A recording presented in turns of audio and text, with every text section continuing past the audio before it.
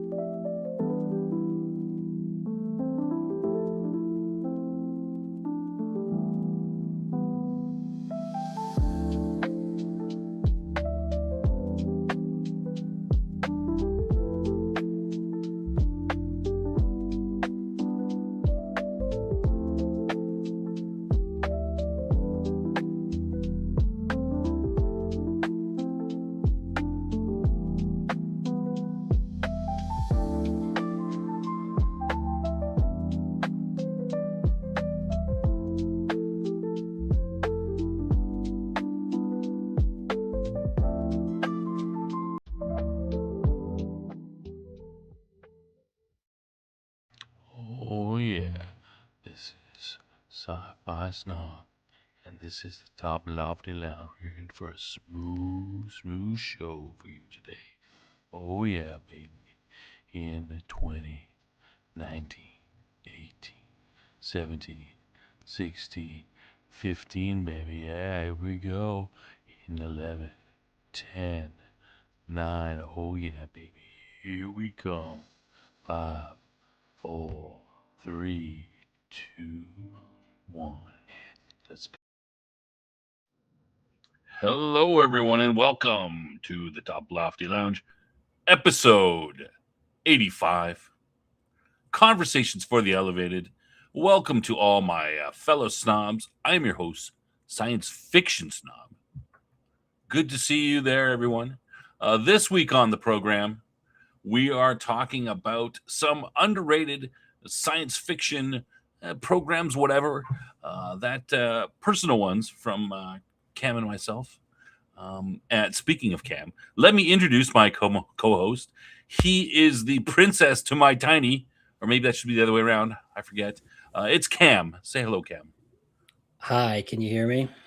We can hear you. Yes, yes. Welcome, welcome. Okay. I hate computers. Don't say that. Quiet. They're listening. Hmm. I think this is the AI getting back at me because It I must argue with be. it all the time. I love AI, and I welcome our new AI masters. Mm. Don't cancel the show. I saw the Foreman project. I know how this ends up. That's right. Not if you kiss ass and bow to their higher intelligence. Uh, that's what I like to do. Yeah. All right. So let's say hello to everyone in the chat. We are a little bit late on the show today, but hey, that's okay. It's for once my fault, actually. These things happen. Like usual, it's Cam's fault. Let's James is in the chat. Good to see you, James. Weatherman, hey, Weatherman, our most loyal viewer. Good to see you, Weatherman. Michael, hey, we haven't seen you around as much lately. Good to see you, buddy. Outpost Nerd is in the chat, and he is trashing the show in the chat, talking about us being late, et cetera, et cetera. But hey, we're used to that. We're used to that. All right, good to see you, Outpost.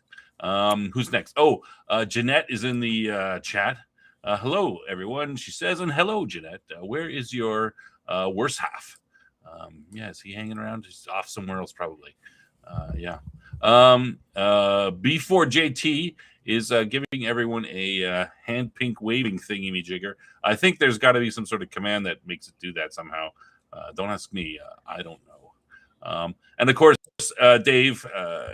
Dave's in the chat. Hey, good to see you, Dave. Dave, always here. Good to see you. Oh, hey, look. I go down a little farther, and there's Jeff. There he is. See? Hello, everybody. Yeah. And did I miss anyone? Uh, has um, Manjasher, have you been in here before? Sometimes I forget. Is it the first time I'm seeing Well, with Google him? jacking up all the names, it's a little That's hard true. to tell Everybody's got sometimes. a bunch of numbers after their name anymore, and it's changed. So, well, if you're new, then hey, welcome. If you're not, then welcome anyway. Yeah. Anybody that I missed? Just going down the list. I think that's everybody. And Weatherman's testing out the pink waving hand thing, and it's not working, I guess. I don't know. I don't know how to do these sort of things. Don't ask me. Yes, everyone hide. It's a girl. Yeah. All right. Thanks, everybody, for coming in the show. We appreciate it. It says we got 13 people watching right now. That's pretty good. Maybe we should be late all the time, Cam. Oh, it just popped up to 16. I don't know. Wow, the I don't trust these anticipation is things. just building. I don't think 3 people just came in. Did I mention James? Yeah, I mentioned James. He's the first one in. Yeah, I mentioned James. He was the first one in. Yeah. So I missed all this wonderful chit chat ahead of the show, as I usually enjoy. That's right. Yeah. So yeah, hit a like, subscribe on the show. It helps us in the 14 now. 2 people left. You can't trust these algorithm things. Yeah. I mean, we should trust the algorithms. Implicitly. Forget I said that. And All right. explicitly. So Cam, what's been going on? I don't want to ask you about your sci-fi snobbery because we're kind of going to talk about that on the show. So, anything interesting in? Bad week. It's been a bad week. I'll leave it at that. Just a bad week. Oh, my personal picks. Yes, mine and Cam's. Yeah, because we're running the show, so we gotta do something. I can't. Don't you want to? Don't you want to talk a length of the Star Lost? Oh, I don't know that. Cam, do you know that one? Star Lost? No. All right. Well. Someone in the last show's the chat said Space Above and Beyond. Space Above and Beyond. Yeah, excellent show. Yeah, we gotta. I'm thinking we should just watch that. It's only one season. I mean, it is another one that. See, the thing is I think for me, Space Above and Beyond is more well known. So I tried to pick some things that were a little bit more out there. I don't know. I think if you were to take a poll, you would find that most people have never heard of it. Really? Oh yeah, compared to in our chat, you mean? Well, I mean, we're a little bit of a niche group. I'm saying as a general audience. Yeah. It would probably not register with most people. Yeah, I'm just wondering if my TV picks would register. How would they compare versus Space Above? I mean, Space Above and Beyond is a bit older than some of the stuff that I'm talking about. But yeah, all right. I mean, I'm kind of saving that because I think we should talk about it. Maybe use a show to talk about it or something. Well, I think you're right. I think a retrospective on it wouldn't be a terrible idea. Okay, let me write. But I think Jason has first dibs on that. He has mentioned it before, and the way we usually go about things, the first person to mention it gets it, unless the other person comes in and steals it faster. That's why I always mentioned about winning the lottery. That's right. Yeah. So I might steal that from him if he doesn't do it. Anyway, what did I do to? Oh, well, I'll talk a little bit about myself then, since Cam doesn't want to talk about himself. The Marvel movie adventure continues with my youngest daughter. She's 13, and we saw Thor: Love and Thunder, and it was kind of the first watch for me because the last time I watched it, I fell asleep, and then I woke up at the end and I said, "Who's this girl? This girl with Thor, and why is she being such a pain in the ass?" And I'm like, did Jane have a baby while she was cancer or something? What is going on? Anyway, so I finally found out what happened at the end of the movie. We borrowed the movie from a lot of my media. I just borrow it from the library, books, whatever. I don't like to. I'm cheap, Cam, right?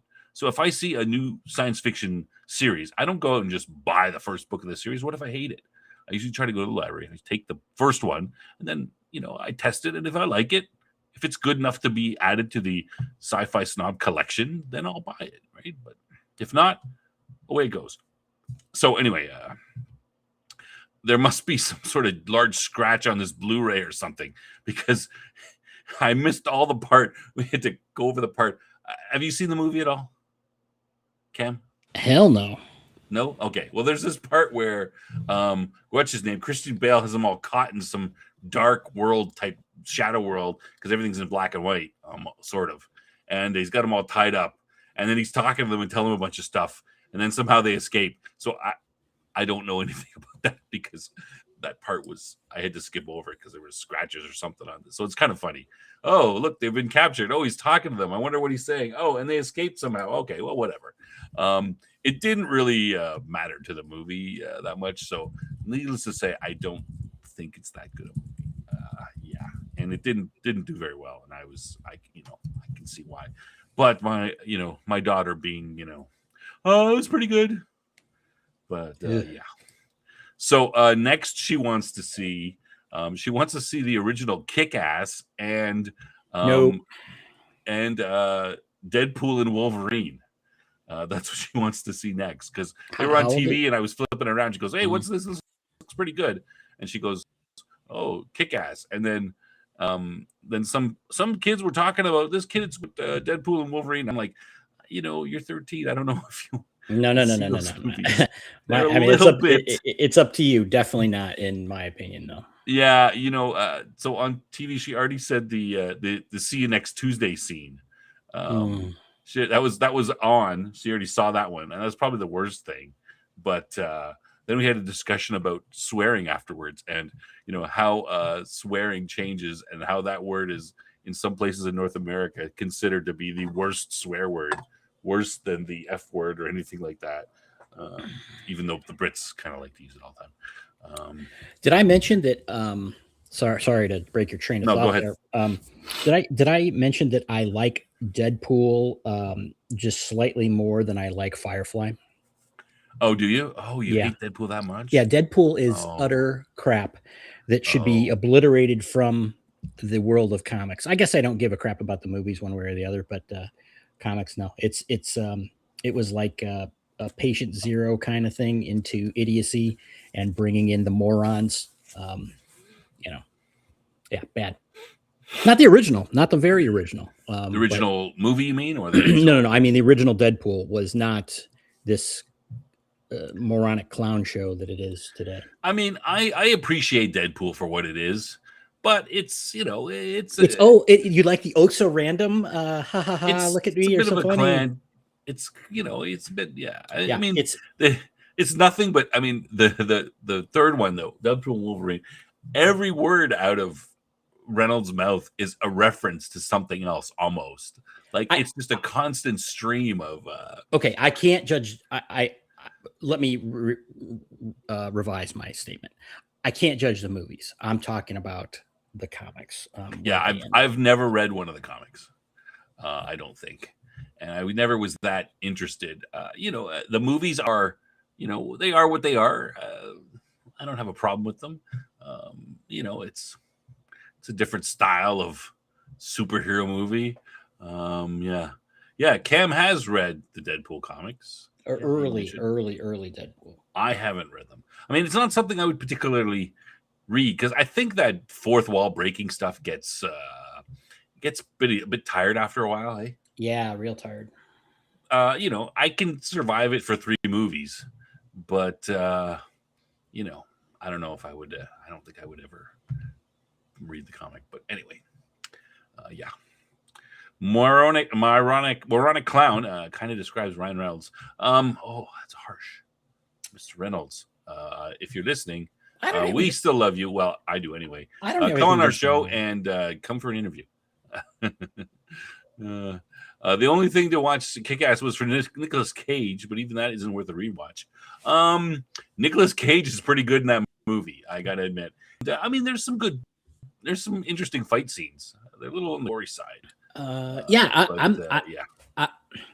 It was a pretty good movie. Kick-Ass was, but again, I wouldn't say for a 13-year-old. Yeah, I'm like, she saw part of it already, and I'm like, I'm kind of,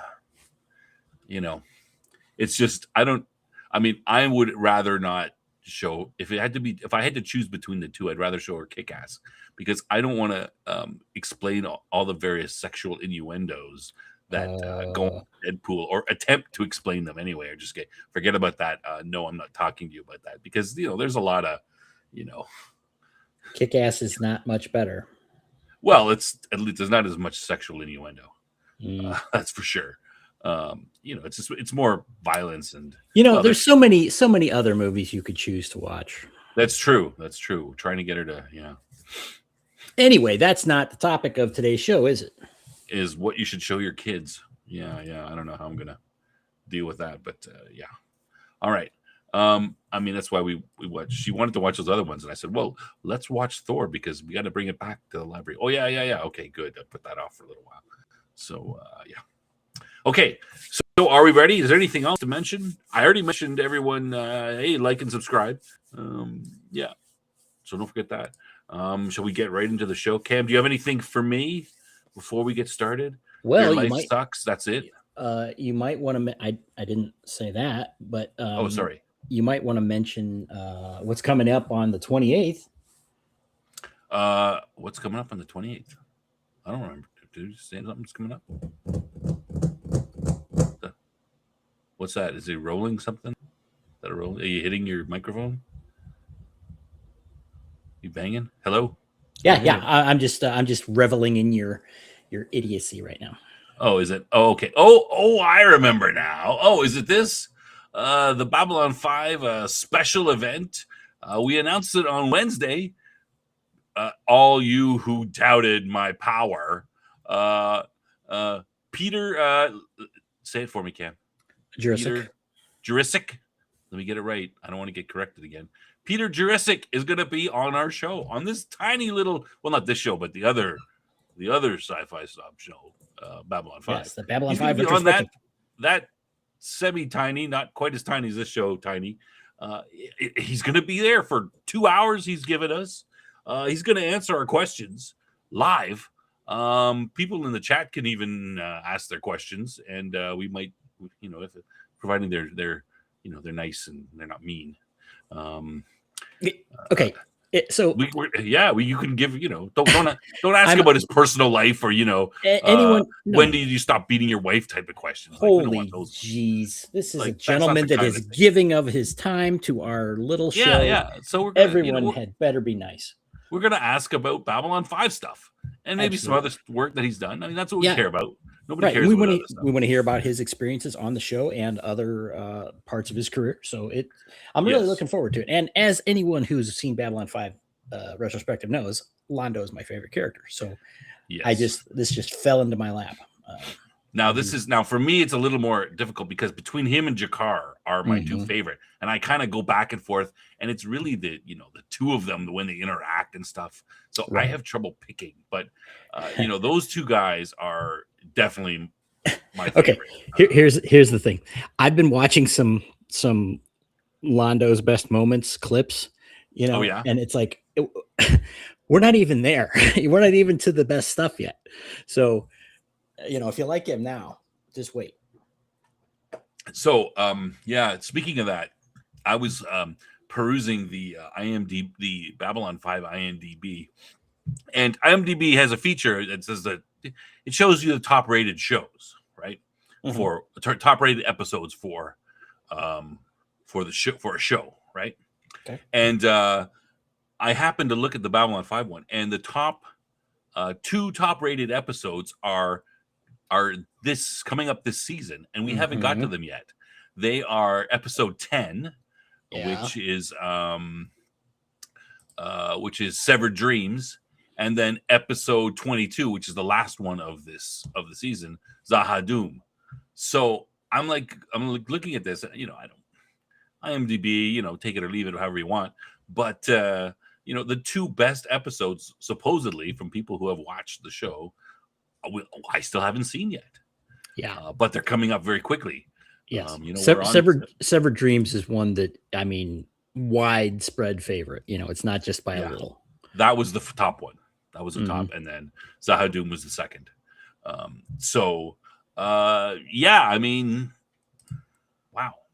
Okay, well, let's not talk about Babylon 5 anymore because we're gonna. It is one of the shows that we're going to talk about tonight. Cam wanted to talk about it, so we are going to do that. Let's go back to our regular. How do I turn that off? There, like that. Okay, there we go. There we go. Figured it out. All right. So, So, shall we jump right into it? Let's go. Let's go. We've, All right. So tonight we're talking about, of course, Underrated science fiction. Our personal picks. Now, your picks might vary, and we're interested to hear your picks as well. But we're going to talk about we're going to talk about ours, and these aren't necessarily the biggest ones, but some of the ones I think that we might you the audience might not know about. And then of course the rest are Cam's, because that's what he wanted to talk about. So first one, this is one of Cam's pick. This is Battlestar Galactica, and I thought we would talk about both.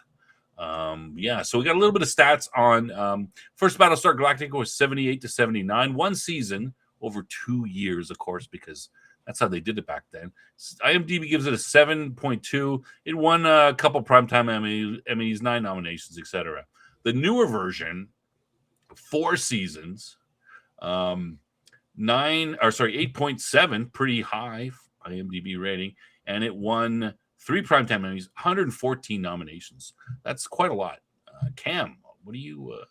Which of these shows do you want to talk about first? Go ahead. Let's talk about the original. The original, all right. So, from what I know about it, I was a big fan. This was right in my wheelhouse in the Star Wars days, post Star Wars days, and I would go for anything that was remotely the same. And that is one of the primary criticisms of this movie. It's like, oh, it's just copying Star Wars, right? But my understanding is that the concept for it, which I think was Glenn Larson. I think it was Larson. Yeah, predates Star Wars. Well, it kind of has to, because how long does it take to put a show together? Yeah, it's not right. It's not overnight. Now, I mean, and there, this was originally, it was released as a movie as well in the theaters, which I didn't see. It had some, as I recall, it had some additional stuff in it regarding Zach, who is Apollo's brother, and his death and things like that. So spoilers, by the way. But obviously it did. In the production, it wasn't in the can before Star Wars release, right? I think it's hard, which is, kind of like Babylon 5 and Deep Space Nine. Some people say it's a ripoff and da-da-da. It's like, I don't think it is. And the story is very much different from Star Wars. But, you've got, the focus on the fighter pilots, versus the bad guys, and their spaceships. And, it's a there's a lot of space combat stuff in it. And so it's hard to avoid the comparisons. But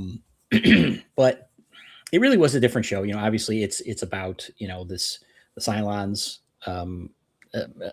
where they're supposed to be having this great peace deal. And then the Cylons turn on them and, destroy the colonies and send, the remnants of humanity running for Earth, the lost colony of Earth, or the lost tribe.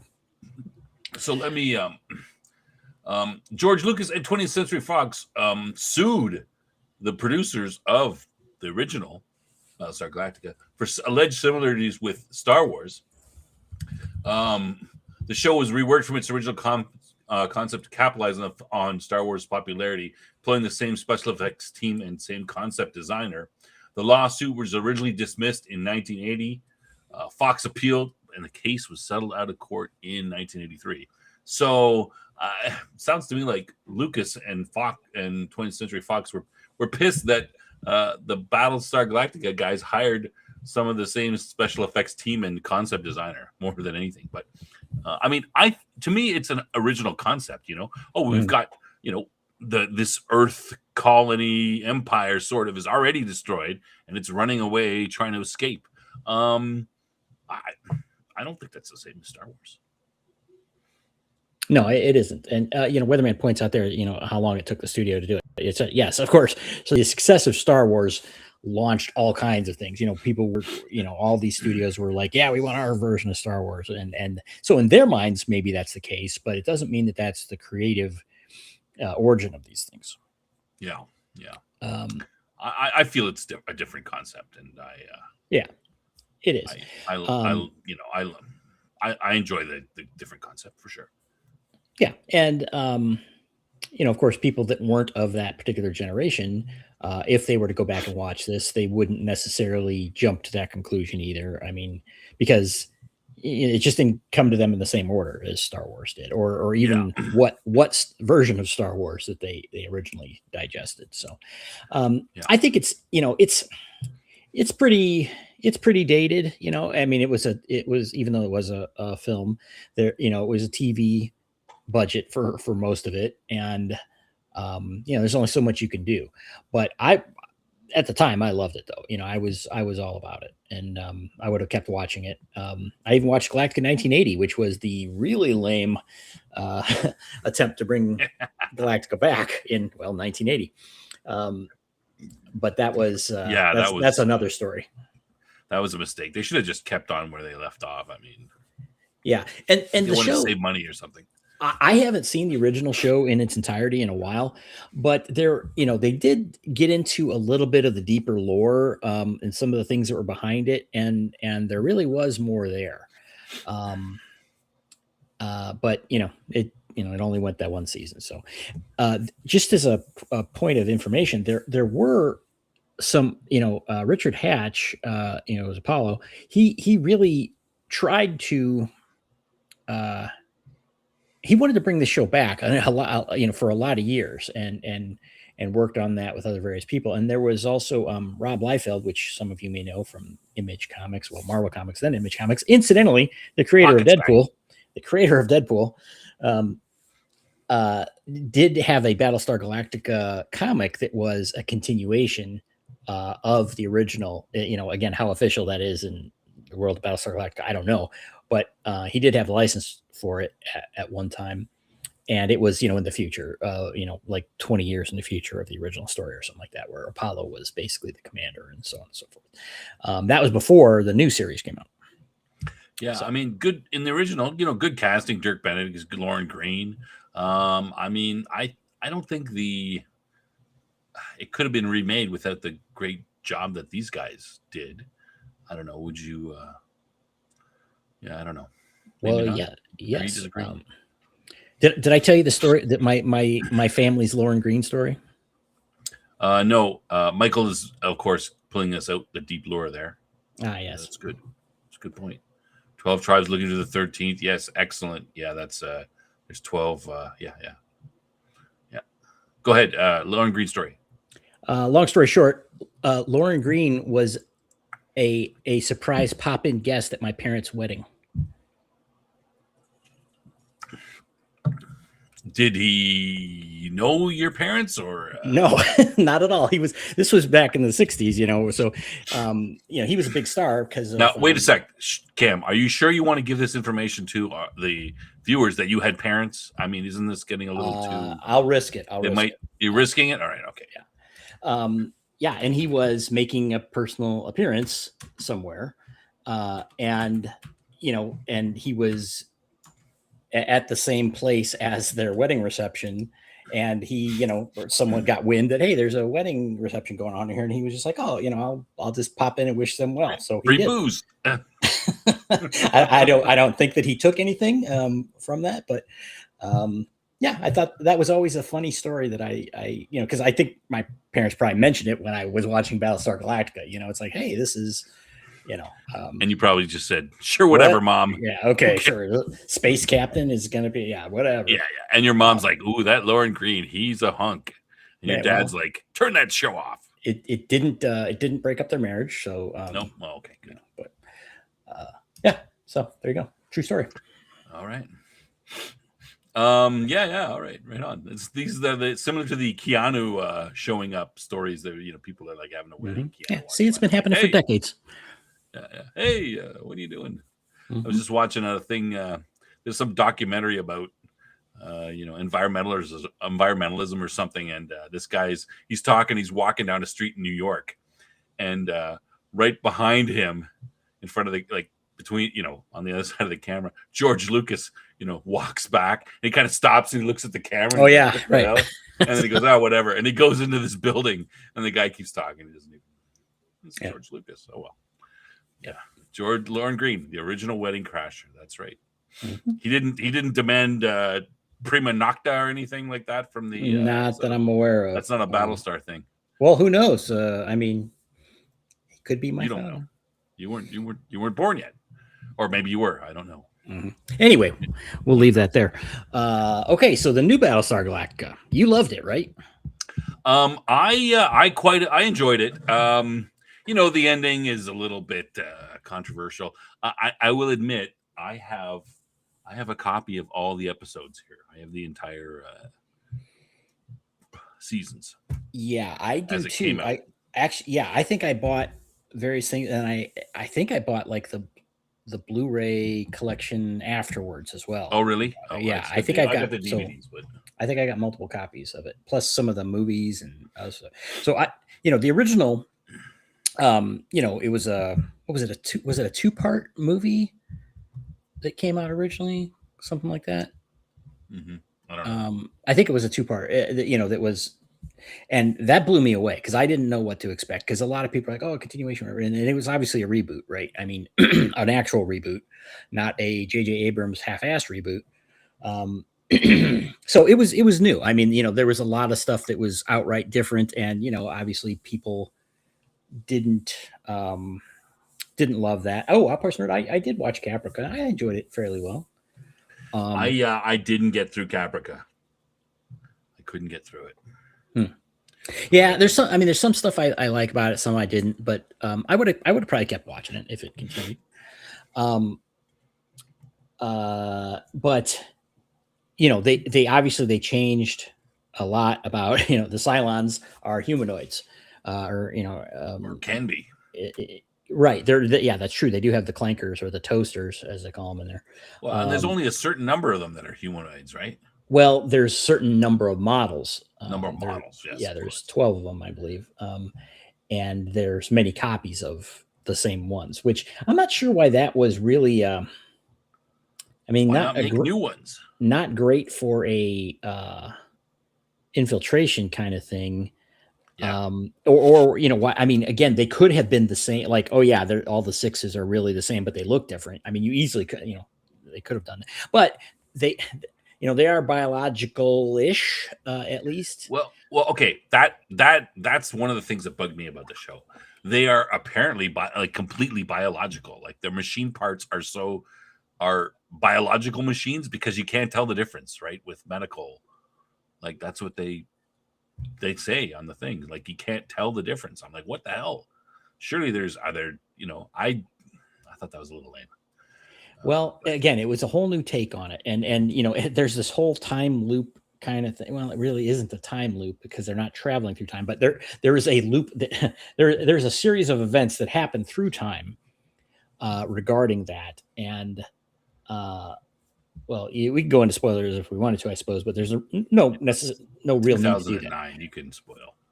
Yeah, but well, suffice it to say, at the beginning of the show, the miniseries or the movie, however you want to think about it, I really loved it. I love the way that they represented everything. It felt to me as if it was pretty true to the original concept. And I think there's a lot of stuff that ended up in this that was maybe more true to Glenn Larson's original than ended up on the older TV show. So, well, PB, I mean, I guess that's true that, they're not really but they're able to, they're able to breed with humans. I mean, yeah, and our bodies are biological machines, right? Like technically, if you want to, say, hey, we're machines too. We're just biologically based machines, not, based on, steel and whatever. So that's the part that I didn't feel they talked about that. I mean, you couldn't tell. You couldn't say, hey, there's a nanite running. Hey, this person's not real or something, But yeah, it's a little bit fuzzy for the whole thing. Yeah. Go ahead. I had to defend myself. You'd have to delve into it a bit to really get all the nuances of that, but yeah, a lot of the show deals with that issue. But again, it was. I mean, it's not. I mean, some people would say, "Oh, it's modernized for modern audience," but again, this is long before the real modern audience thing got into high gear. Yeah, But I don't feel it's tainted by that stuff. no, and again, as a true reboot, I don't expect it to just be replicating the original thing. It's I don't have problems with that sort of thing if done well. Hey Q2 cast, Madman, welcome. The new I don't know, I like the new take on it. I have to admit that at where it ended up wouldn't have been where I would have liked to see it go. I mean, there mysteries were revealed. The beginning is, oh, they have a plan, da da da da da. Not really, as it turned out, or it's a pretty shaky plan.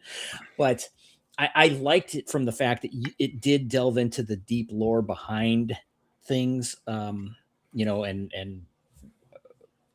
what the story was that you didn't know initially with it, and what the Cylons were doing and why. And so it's kind of one of those. It's the kind of sci-fi that, well, at least for me, make you think kind of thing. It's like, oh, that's something you really got to kind of roll around in your head a little bit. At least I did. And it was kind of thought provoking,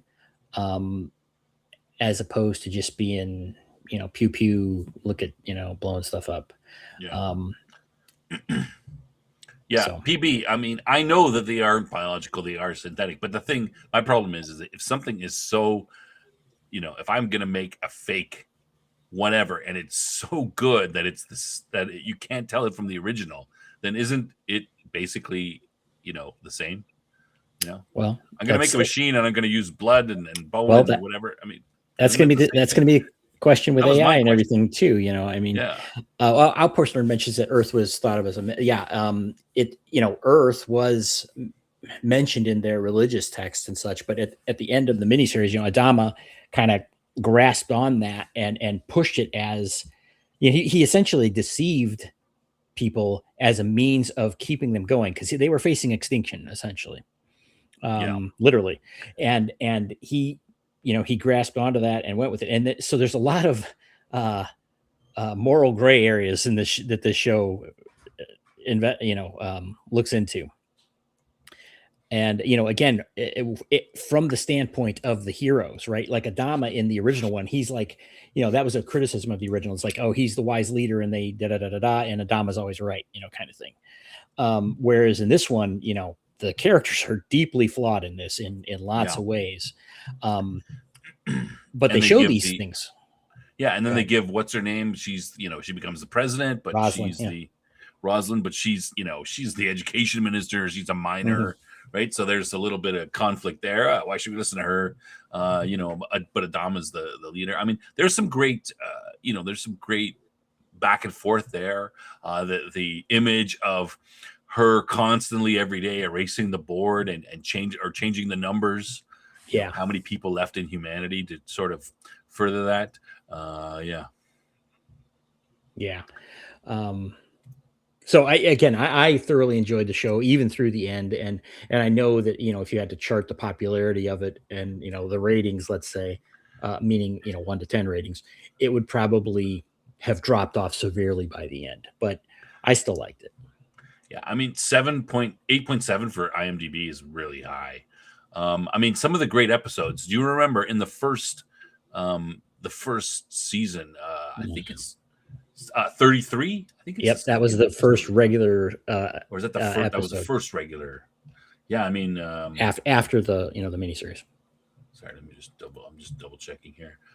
Yeah, it's the first episode of 33. Great episode. Some of the most popular ones are, the attack, the rescue on New Caprica, Exodus Part 2, all kinds of, some interesting ideas there. I really felt that's the sense of the isolation. It was big on the, much more oppressive than the, well, the original was was the 70s, right? So it's kind Mhm. of, they don't want to push hard into those type of things. But you know, a little bit more oppressive, a little darker, I would say. Yes. But that's part of it.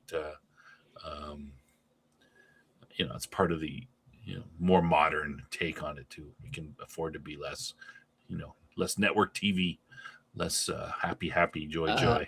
JT, are you talking about the Chief? Is that your favorite character?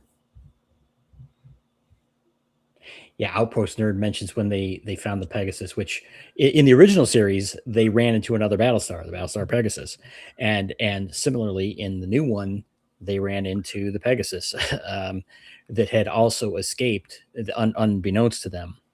You know, when the Cylons attacked, which you know was a massive, overwhelming attack, they blindly jumped away the Pegasus, which was a much more advanced ship than the Galactica, and they eventually ran into them, and it got really, talk about dark, man. It got pretty damn ugly with the When the things going Pegasus on. showed up, Yeah, it was. that was great. I mean, you know, like you see Rosalind, she's used to dealing with Adama, Mhm. and then Adama comes and he bows to Admiral Roller in there, so to speak, Yeah, and King. she's like, I'm not like, I'm first thing, why didn't you promote him right off the bat, man? Like she promotes him after they, you know, after they get rid of her and stuff. But yeah, she's like, who's this? She's like the education secretary, and of course, you know, the Pegasus was much more happy to sacrifice civilians. You know, Yeah, to it stay well, alive. well, again, it was it was a study between, you know, again, survival. When you're talking about survival, you know, and the you can contrast the two routes between the way that, you know, the Galactica fleet went and then Pegasus. Yeah, um it was, you know, again, that alone, just that storyline alone is really some yeah, great it's a great stuff in my storyline. opinion. Yeah.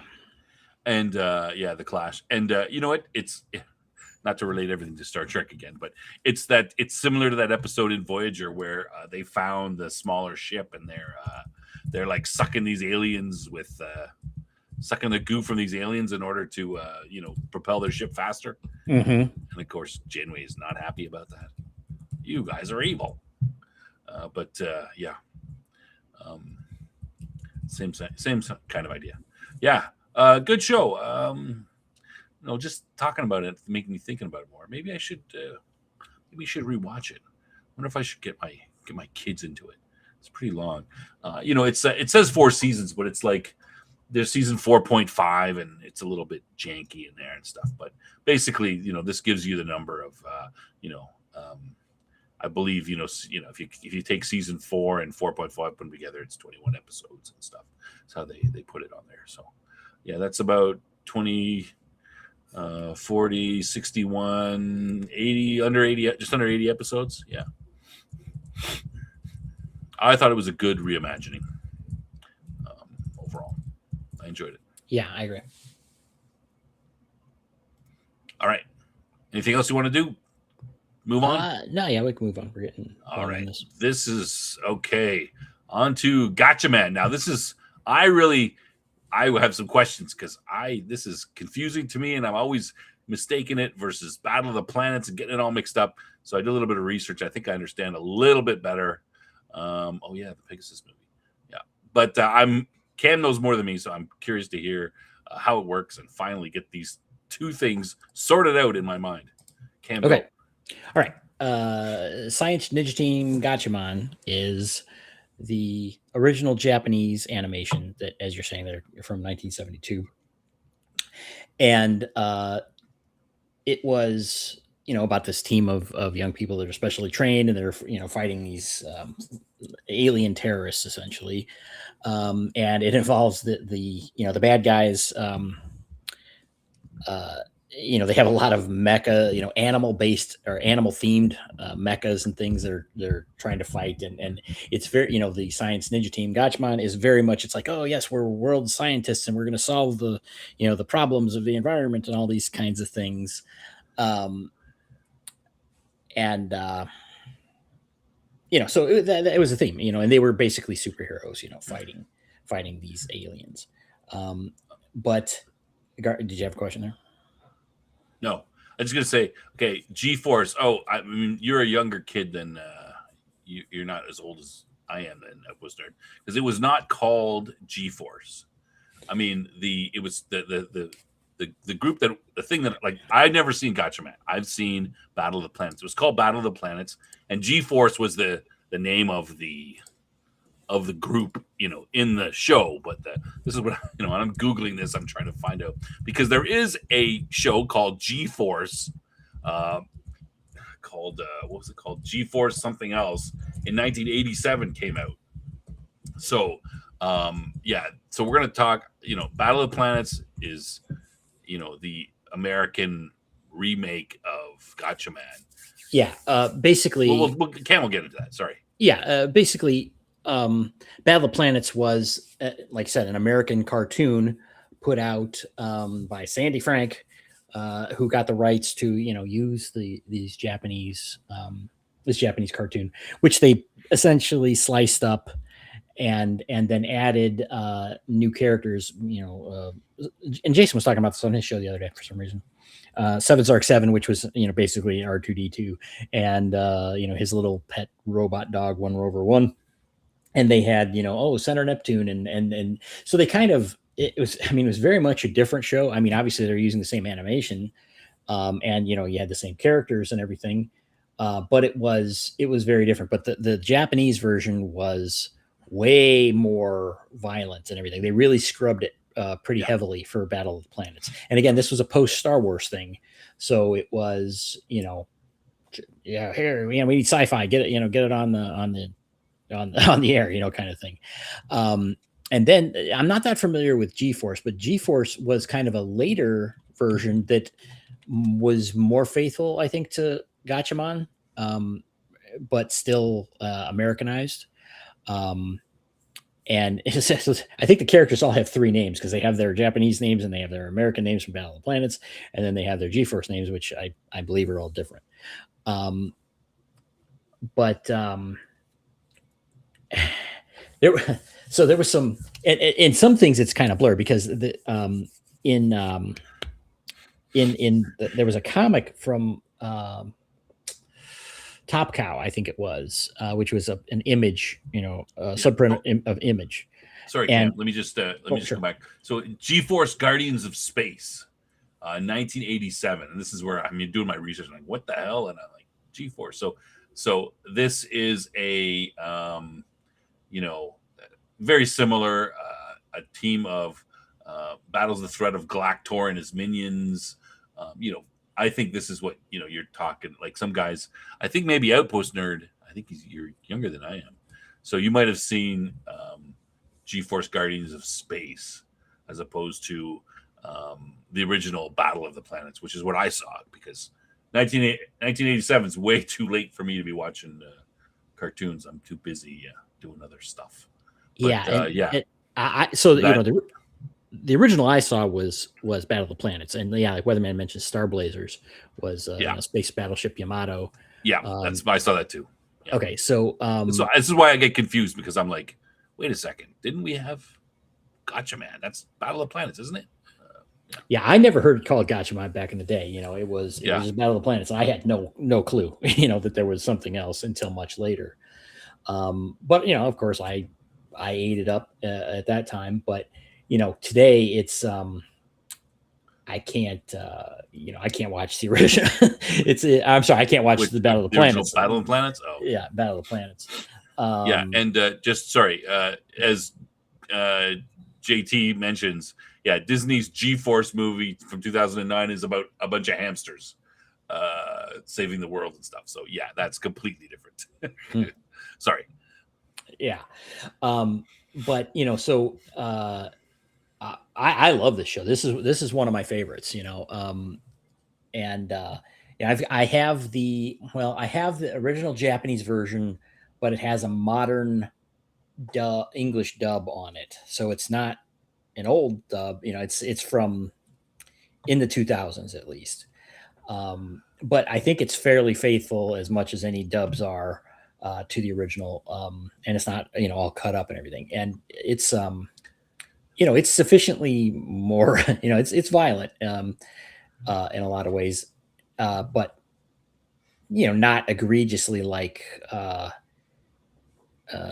some other, it's not bizarrely violent like you might find in some more modern kinds of things. It's Some because more it was modern still, Japanese. yeah, it was You, 1972. so Still, you've watched Gotcha Man, right? yes, And yeah, there's. I mean, it would be more. It might be too violent for 70s American television for kids, but it's not yes. over the.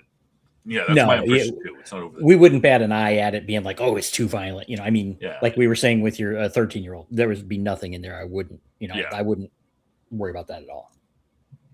So in my research, the reason they say for the changes is number one, graphic violence, profanity, and there's apparently a gender changing mutant in Gotcha Man.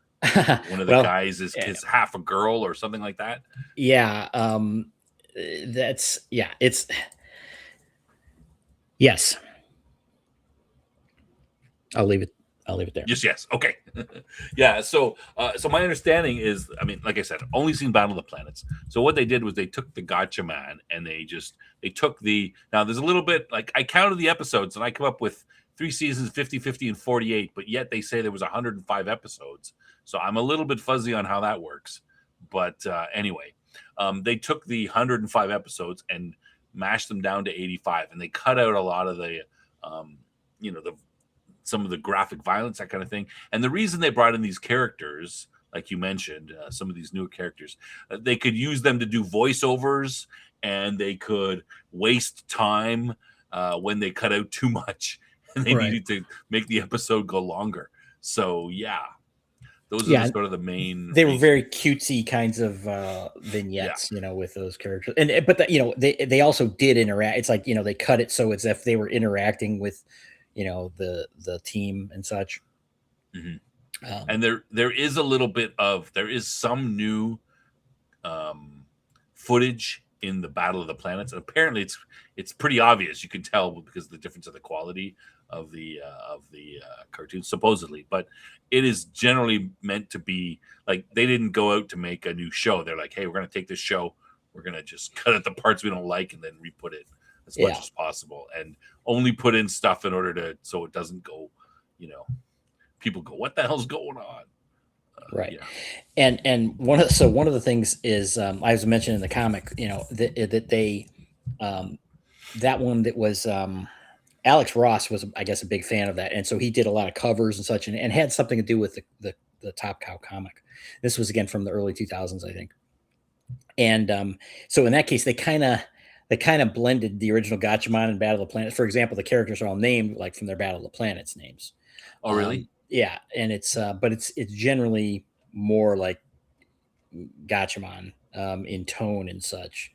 But they did, I think they kept a lot of the elements from the other one. And then there's actually a current Gatchaman comic. Hold on one second. Go ahead, talk. Yeah, I think PB. Well, there is. I mean, I haven't seen it, but they're right about specifically.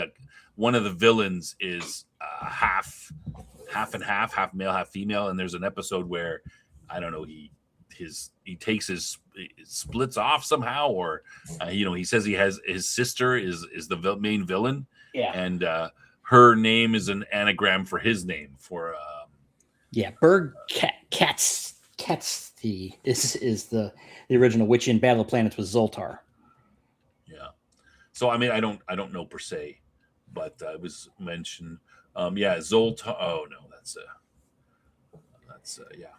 So that's the problem that they had with it. I mean, it doesn't seem like such a big deal to me, but of course, each member had a different vehicle. It was part of the main plane. Tiny was in Battle of the Planets. Tiny flew the main plane, and of course, Princess, whose name is also June, she drove a motorcycle, and that went in one part of the plane. And then the little kid, Cheops or Jinpei, was he had some sort of like submersible tracked vehicle, and that went in the other part. And then I guess this guy in the brown there, he was G2. Yeah, Jason, Jason. or he had the race car. Yep. And then G1, Mark or Ken Yep. had the fancy plane that landed on top of the plane and went in there and became part of the tail. And yeah, I mean, when I was watching this as a kid, in the late 70s, I'm like, this is so cool. Watching Battle of the Planets. Yeah. Mad Cave Comics puts out the current one, and they're on like issue 15 right now. It's not bad, but Sorry, go ahead. They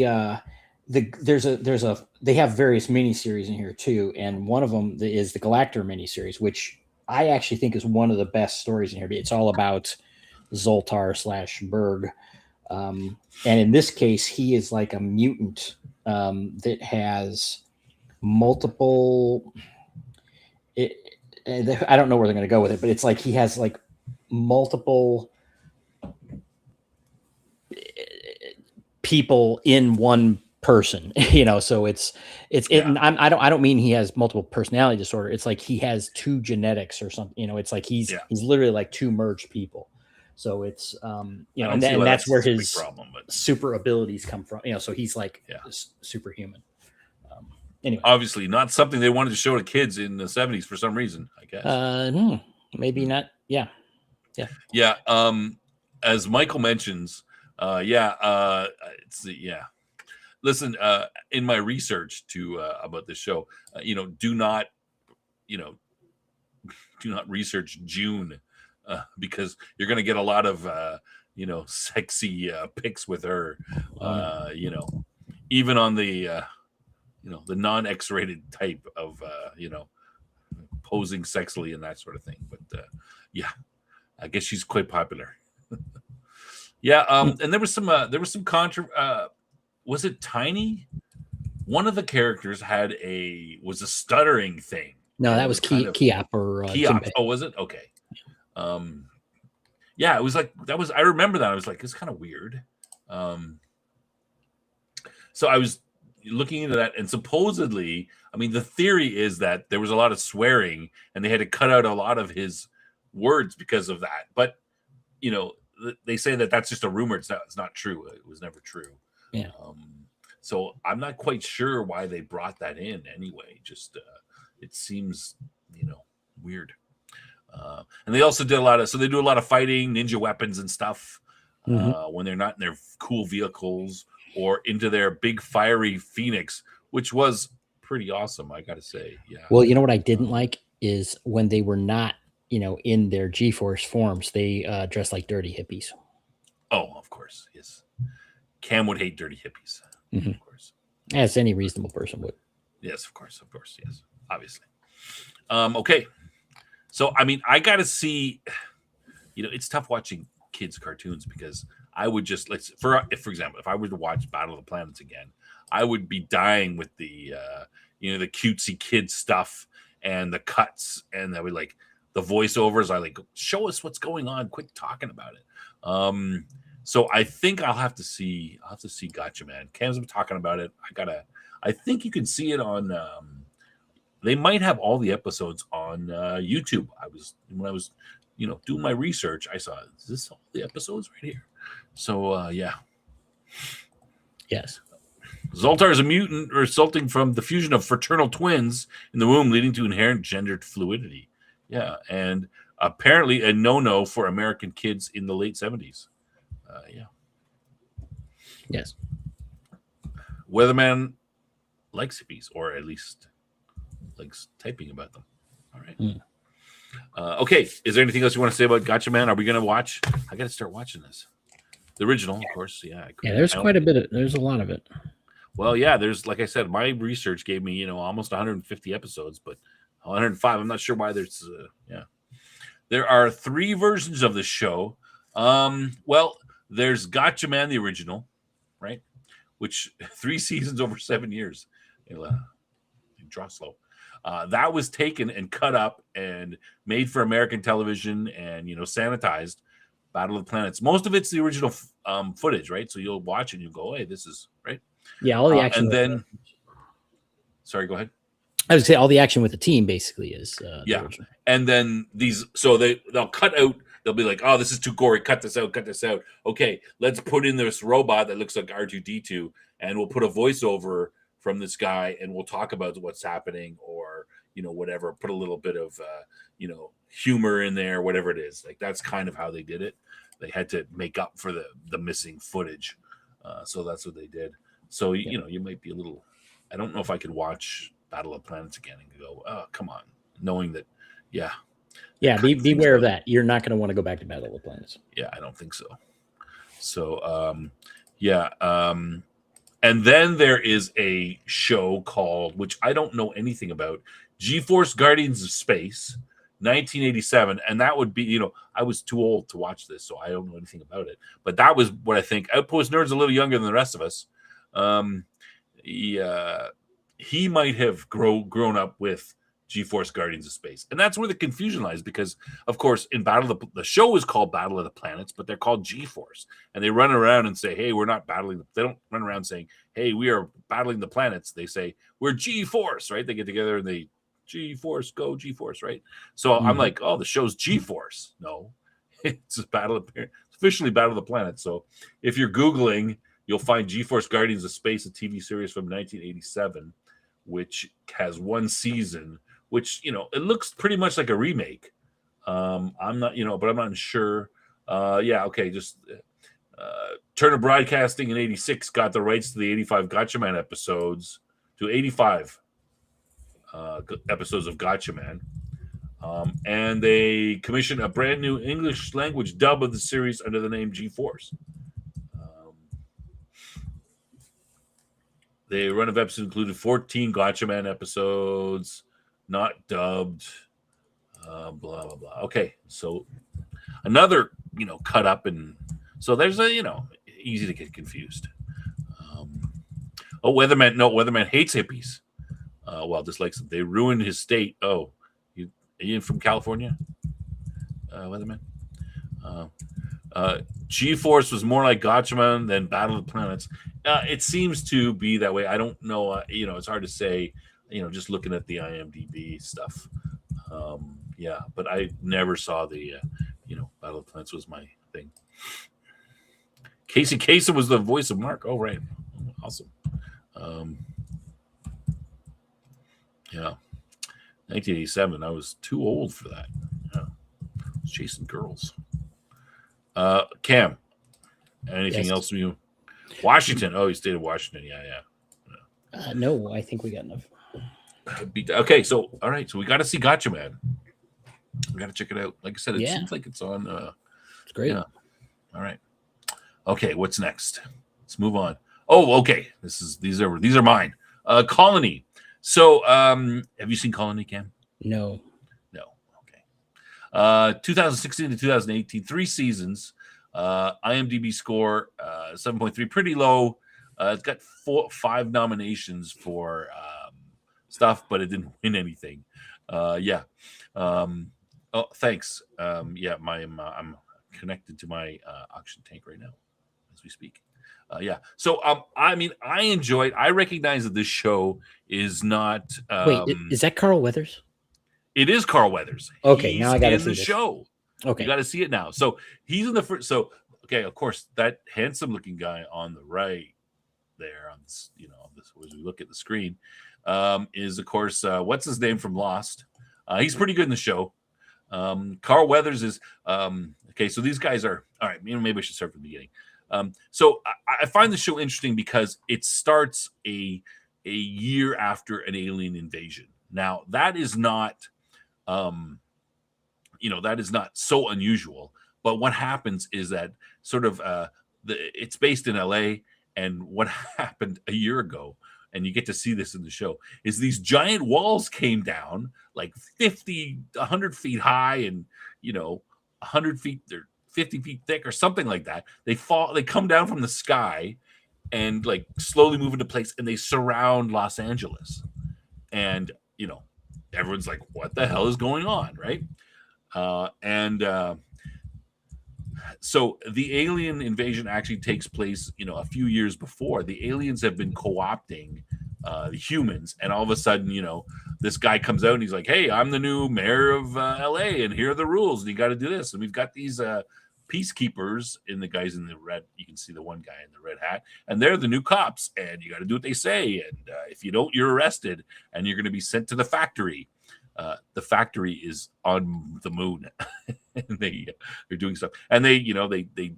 So it's interesting in that you don't see any aliens at all. Certain people in authority have been either removed or co-opted or replaced, and everything's people are just like, what the hell happened? And it's been a year of this, and so they're trying to survive. The what's his name from Lost is a cop.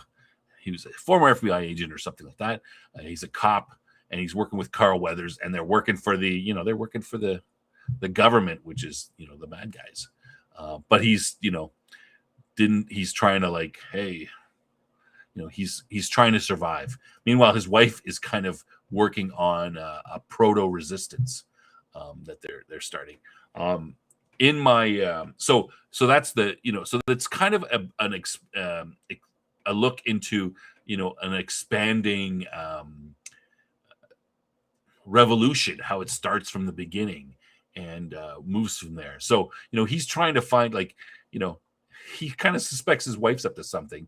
He's trying to investigate things, but he doesn't want to implicate his wife.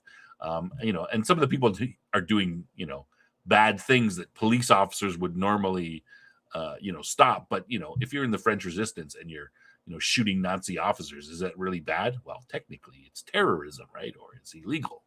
But and he's supposed to catch these people, but your sympathies might lie on the other side. So there's a lot of this complicated back and forth. There's an excellent character named Broussard, and if you look at the top, I'll just skip back. If you look at the opening thing here in the center here, there's these two people here carrying machine guns right here above, and there's a background. And the guy on the right there, the black guy, is Broussard, and he's a great character. Awesome, my favorite character in the show. And so they go through the he's a cop. He's a cop. You see him as a cop sometimes, and yet he works for the resistance. He's an ex-special forces guy. Great, interesting character, very hardcore. So it kind of delves into that sort of thing. Each season, season 1 or 2 are kind of in the same LA, but in season 3 they kind of escape from LA and they're going to other places. The only thing we see about the aliens is these drones show up and just vaporize people. That's all you see. They come out of nowhere, they vaporize you, and off they go. And they're unstoppable. And they support the police. So that's how you know that there's some sort of alien thing going on. And normal people can't stand up to it. But it gets a little bit. Season 3 gets a little more interesting. The problem with the I don't know, how much should I give up, Cam? Should I do some spoilers? Yeah, Cam's not even there. He's not even listening. I'm sorry. What was that? Should I give some spoilers? Yeah, sure. There's some, people are being. We later find out that there's some sort of, the aliens are fighting some sort of war somewhere, and they are capturing and taking certain humans, and putting them in, sort of stasis, and then taking them off somewhere. So our heroes, are why are all these people in these stasis pods? What's going on? And then they disappear. They're shipped off somewhere, and they're thinking, they're like, are they eating these people? What's going on? But they open them up, and the person is like, hey, am I ready to fight? Like we don't know if these people have volunteered to fight these aliens enemies, or if they've been brainwashed, or what's going on. We don't even know if the aliens are the good guys. Are they the bad guys in this war? They sort of show up and say, hey, we got this war going on with these other guys. They're bad.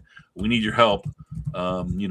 If you don't help us, we're going to blast your planet or take over it anyway. So you might as well work. Like, it's all kind of very, complicated. The UN and the people who are taken over think they think they're doing the right thing. the aliens are apparently some sort of artificial intelligence, and there may be very few of them. At some point, we're told that there's only like a couple hundred of them, like maybe 200-300, and one of them is lost in L.A. And basically, the rebels and the government forces, at some point they get together and they say, listen, they capture one guy, and he's like, basically, look, if you don't, you've captured this guy or whatever, but you got to give him back. If you don't give him back, they're going to nuke LA. They'll kill us all. They don't care. They will not let this, one of their own fall into enemy hands, so to speak. Give them up or they'll blow us up. Like, we're all dead. So complicated stuff going on, things revealed slowly. There's one scene where our characters they're walking through a forested area outside, in the mountains of California or something, and this giant battleship comes screaming out of the sky and goes over their heads and crashes into a mountain and blows up 20 miles away or something. And they're just like, they're just walking, like, holy crap. And they come and just boom. You're like, what is going, you never really know what's going on. Now, unfortunately, the show ended on not a cliffhanger per se, but it didn't solve the situation. It just ended. That's it. I guess we're not renewed. So I can't give this one a great review because it's not put together completely. But it was a great concept. I would have loved to see the concept go to the end, go to 4 or 5 episodes or seasons, or be redone in a comic book or novel or something like that. Like, it was a great concept, and I forget who the guy is who did this. The writer of one of the showrunners, I would like, Ryan J. Condal and Carlton Cuse. I would like watch further stuff by these guys because I thought this was, so well done and put together that it'd be worth watching these guys and seeing how they're done. The acting is generally pretty good. I hate to. Sarah Wayne Callies, she's the Rick's wife from Walking Dead. I think she's a little weak. In everything in the she's episode, ever been in. she kind of has this look on her face. I hate to, because she's okay, and she's okay at sometimes, but sometimes she gets this look on her face, and you're like, what the hell does that mean? But Josh Holloway is good. The guy who plays Broussard is what's his name? He is Tony Kittles, great actor, and he is so great in this job. The sneaky rebel who's working for the government, but yet, it's good. I liked it, Cool. but not for everybody because of those some of the problems that I mentioned. Cam, anything you want to? Are you gonna go watch Colony? Not anytime soon. No, Carl Weathers. It's on Netflix. I think it was on Netflix. It'll still be there. Yeah, Carl Weathers. He's Josh Holloway's partner for at least for the first season. He's in the show. There's some interesting stuff where they have at one point, Josh Holloway's character, his son, works for the rebels, and they go into they have a green zone. It's some of it's taken from Iraq. They have a green zone where all the important people live, and his son goes in there to murder a bunch of the people with it. It's a big operation. He's part of it, and dad doesn't know that his son is off. Neither does the mom. Doesn't know his son's off doing these things. So there's some pretty good. All right. Okay, let's move on. Okay, now this show, Travelers, I can much stronger recommend because 3 seasons and it fits together in a nice bottle, and they could make another one. They could expand it because of the way it works, but you can watch all 3 seasons and get through it and go, hey, this is a good story that I went through. So are you familiar with this one at all, Cam? You haven't seen it? No. This is a good show because it's actually it's got some good science fiction concepts, but it is science fiction light because it's set nowadays. So there's not a bunch of laser blasters running around, that kind of thing. So you can watch it with your wife or someone who doesn't like science fiction. It's a science fiction show, but it's not. It's not heavy on those elements. It's much more like a normal show. So this is a picture of the cast here. So what the situation is the cast members, they are hundreds of years in the future. The Earth is basically everyone's living in like an underground bunker, barely surviving. So what they do is they find a way to send their consciousness back through time. So they send they take various people, send their consciousness back in time, and they're going to try to change the world. The various environmental damage, and there's an asteroid that hits the Earth, and wars, and viruses, all that kind of stuff. They're going to try to change that slightly in order to just because they're dying back in a couple hundred years from now. So all the characters except the guy on the far left. So they only send their consciousness back in time, and it's a one-way trip, right? You can't go back and forth. You can only send people back, and they're basically dead when this body dies. So there's a couple of things that they want to. The show starts off very very mysterious. You've got these people. There's about a 10-second delay when you're like, oh, you kind of lose it, and they send your consciousness back in time. So all the characters except the one on the far left are all people who have been replaced with someone's consciousness from the future, and each of them have a job to do within the team. Eric McCormick is the leader. There's the girl, the short girl in the middle she's the medical officer. The taller one is like a weapons specialist or something. The guy on the far left with the long hippie hair, he's their what do they call him? Their archivist, something like that. And then the young looking guy is their intelligence operative. He's so there's a couple of there's a couple of things. First of all, they don't want to take over anybody's. They find it morally bad to take over people's minds. So all the people on the show are taken over like 10 seconds before they've died of something, right? So they've mined social media. They found out when people died and find out they're in a good position. Eric McCormick's an FBI agent, and so they go, okay, well, we're going to take this guy, and they take him 10 seconds or so before they die. So so these people show up, and they've got some problems already. So the guy who looks like a hippie there, he is supposed to die of a drug overdose. So he shows up, a new consciousness right before he's died of an overdose, and he's addicted to heroin. So he's having problems already. Aaron McCormick is supposed to get pushed down an elevator shaft or something by a bad guy, but instead, they take over his body, and he, so he's married to his wife. He's supposed to be dead. He's married to his wife. The black girl, him and the two of them were in love with each other back 100 years in the future, but she's got a boyfriend and a kid, and he's abusive, so she's got to deal with that. The young looking girl who's the medical expert, she's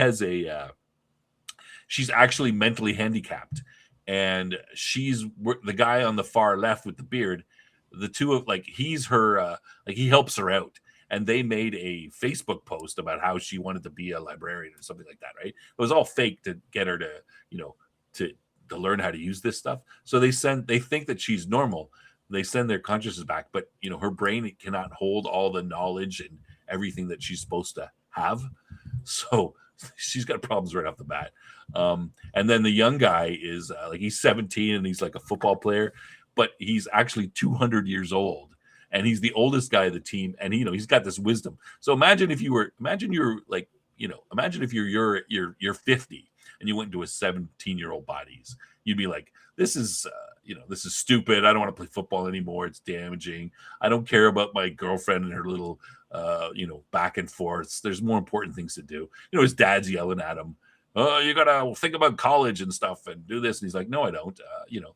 You're my dad. You're 50. I'm 4 times your age. I know more about life than you do. I don't care what you say. So there's all these sort of problems, they have to deal with. And as well, the bearded guy, he kind of likes the young girl. He's got a thing for her, but of course he's not going to do anything because she was mentally handicapped. But now she's not. Like, she's all of a sudden super, smarter than anybody. So they have all these problems, and the show is very good because the first season kind of goes around stopping this comet or asteroid from hitting the Earth, which sort of starts a chain reaction of various things that happen. So, after the first season, when they've solved that problem, now they have other problems where they have, first of all, the archivist is supposed to remember everything that happens. Well, guess what? They've changed the future, so now not everything happens the same way. So he has to go for reprogramming at times to find out, the new future. Because less people have died in the future, they have now more people, and some of them, the time that these characters come from, everybody was 100% together. Like, we got to do this. Here's the plan. Let's carry on. But now, not as many people have died. There's some conflict back home. So now they've got people showing up who are supposedly travelers, but they are against what these characters are doing. And they're like, these characters are like, no, what the director said is wrong. We shouldn't be doing this. We should do this instead. And we're like, what's going on? We were all, we all agreed that this was the right thing to do. Why are you guys? No, that things are different now. You don't know what you're talking about. So it's very well done, with the, hey, you changed the future a little bit. There's all these knock-on effects. We could have had 3 more seasons of Will and Grace. No, this show's good. So it's very well done, Cam, with all those aspects. I mean, there's even more. There's some funny, there's like these, they have their protocols. There's a great scene where they're attacking the, they're afraid that the machine that the cops and SWAT are going to come and retake this machine that they're trying to use in order to make sure this asteroid or whatever it is doesn't hit the Earth. And so they take over a bus full of old people who are going to they're going to the casino, and the bus is supposed to crash and everybody's supposed to die, but instead of that they take over just before. So now these old people are like, imagine a bunch of 80-year-old characters, and they stop and they they get changed, and they just look around and they go outside and they go, you smell the air. We go, wow, the sun. I haven't seen that my whole life. The air is so fresh. What is that? Is that a cow? Wow, that's cool. Like, I've never seen a cow before. And then they go, and then they get on the bus, like, okay, off we go. Here, give us our machine guns, and let's protect the, protect this from the SWAT team. So there's some interesting stuff like that. I thought that was kind of funny. But yeah, I completely recommend this show. There's some interesting concepts done. Like I said, the 3 seasons fit together, but you could make another show of it. You could use the same character. You could use different characters because it's a bit of a loop. It's a time loop type of thing. They're like, oh, first loop didn't work. Let's try again. So yeah, you could do the show again with different characters. It'd be interesting, but the same concept. Yeah, well done, well written. Okay, I think I talked too much on that.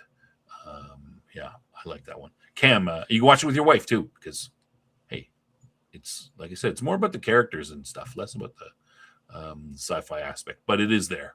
Cam, do you have any questions about the show? No, I don't think I do. Good rating. It sounds interesting. Yeah, it's interesting. Well done, well acted. All the characters are very well done. Good writing. I have a thing on my channel. It's been on, from a couple years ago. If anybody wants a more detailed look at the show, but yeah, I recommend it. Come on, quiz me. Gonna watch it? No. It's all a matter of time, Yeah, I think it's on Netflix as well. Try the first episode and see what you think. If you get hooked, I'd tell everybody. You might be hooked by the first one. Yeah, I did. I did this whole Will and Grace thing. I'm like, oh, it's the guy. No, he does a good job. He does a good job on the show. All of them do. All right, let's go on. All right. Oh, this is one of mine too. Counterpart. Have you seen this one, Cam? No. This is a shame that this show got. It got. Oh, I remember you talking about this a while back. I've talked about it before. Yeah, it's a shame that the show got canceled. So, J.K. Simmons, right? J. Jonah Jameson, great actor, plays the. He works for he works for this bureaucratic spy agency, and it's set in Berlin, and they're guarding a parallel dimension. So there is somehow I can't remember when the time was. It's kind of a mystery. When he the main part of he works as a bureaucrat in this office. He doesn't quite know what is going on, but eventually he discovers, in the first episode, that the organization he works for is guarding the secrets of this crossing into a parallel dimension, and these guys go back and forth, and then there's this whole thing of intrigue, danger, double crossing. He's got a counterpart on the other side of the world. Now, on our side of the world, it's kind of, I think it was the late 80s or early 90s that someone did something and created this opening or split the world up. So on the other side, you've got a much darker version of Berlin. You've got they had some sort of virus that killed off a lot of people. So they're a lot more autocratic, not as much freedom over there, a little bit darker and everything than our present world. And this is this is taking place sometime after, I think, 20 years after, something like that, after this change. So he's got his counterpart on the other side of the world. People are coming across occasionally. They've got some sort of agreement. One side, the darker side, as you go into the show, you get the sense that they're a little bit suspicious of us and maybe a little jealous because things are not as crappy on our side. But then there's a hint that perhaps that we sent the virus over there. Our side sent the virus over to the other side. And there's something, or at least maybe they believe that, or there's something going on between the two. It's so it's kind of a bit of a mystery. It explores a lot of the themes of identity, fate. There's a bit of a love interest. What if our lives could be different? That kind of thing. Simmons, he plays Howard Silk. Howard Silk he's quite different on the other side of the thing. He's a little bit passive and beta on our side. The other side, he's quite, a little more hard charging. I think he knew about the, he's more of an operative. And there's some great scenes where the two of them talk together. Have you watched any of what's it called? Tatiana Maslany plays in that TV show. Anyway, she does a whole bunch of clones of herself, right? So I know she was in She-Hulk. People hate her in She-Hulk. I think she's a great actress. I didn't like She-Hulk, but she's a great actress. And in this show, which the name escapes me just for some reason right now, she plays a bunch of clones, and she plays each of them differently, and you could see her mannerisms change, the way she talks, the way she walks, everything. She does a great job of playing the same person, different personalities, and he does a great job in this too. It's a little easier. There's only two of them, but you can see what a great actor he is for doing that. So that's another aspect of the show that I think is very well done. Simmons playing Howard Silk and both sides of it. Now, only 2 seasons. IMDb rating pretty high. It deservedly so. I wasn't really a fan of the ending. I agree. Well written, well acted, very underrated. Yeah, I agree. Orphan Black is the name of the show. Yes, Tatiana Maslany. Yeah, does a great job of that one too. I agree, 100%. But it's worth. The concepts are good. So many shows that, if they just gone on a little bit longer, would have been so great. Some of the best shows. And this is another one. This one and Travelers, because it fits together. the Travelers ending makes sense. Yeah, Colony, not a good ending. It just ends. It's not an ending. Yeah, this one, I would still check it out. Highly rated. 20. It's only 20 episodes. So. This reminds me of another one we might have talked about, which would be Fringe. Fringe. Did you watch it? Yes. Okay. Yes. It's been a while though. But it's kind of got a weird. It goes off. Yeah, it kind of goes off the rails at the end. But you think, see, but this doesn't go off the rails, nor does Colony. The Fringe, I think, is an example of a show that they're like, oh, we got to do another season. We don't need another season. We kind of told the story, right? Where this is the opposite. But sorry, go ahead. No, I was just gonna say, yeah. Basically, well, it's not the whole first season, but like the very beginning of Fringe is kind of like they didn't know what they were doing necessarily. And it's worth watching, but it kind of shifts gears a little bit in I think the middle of the first season, and then for a couple season runs really well, and until the last one's kind of strange, but it was surprisingly good. Yeah, Michael, I don't think that's a Canadian thing because it's just it's the network, whoever puts them together. A lot of the quote Canadian shows are just at the time were just shot in Vancouver or Toronto because it's cheaper. Not so much anymore. So that's why you don't see as many of them. But when they say Canadian show, it's really a bunch of Americans that have come up to Vancouver to save money. Not that I blame them.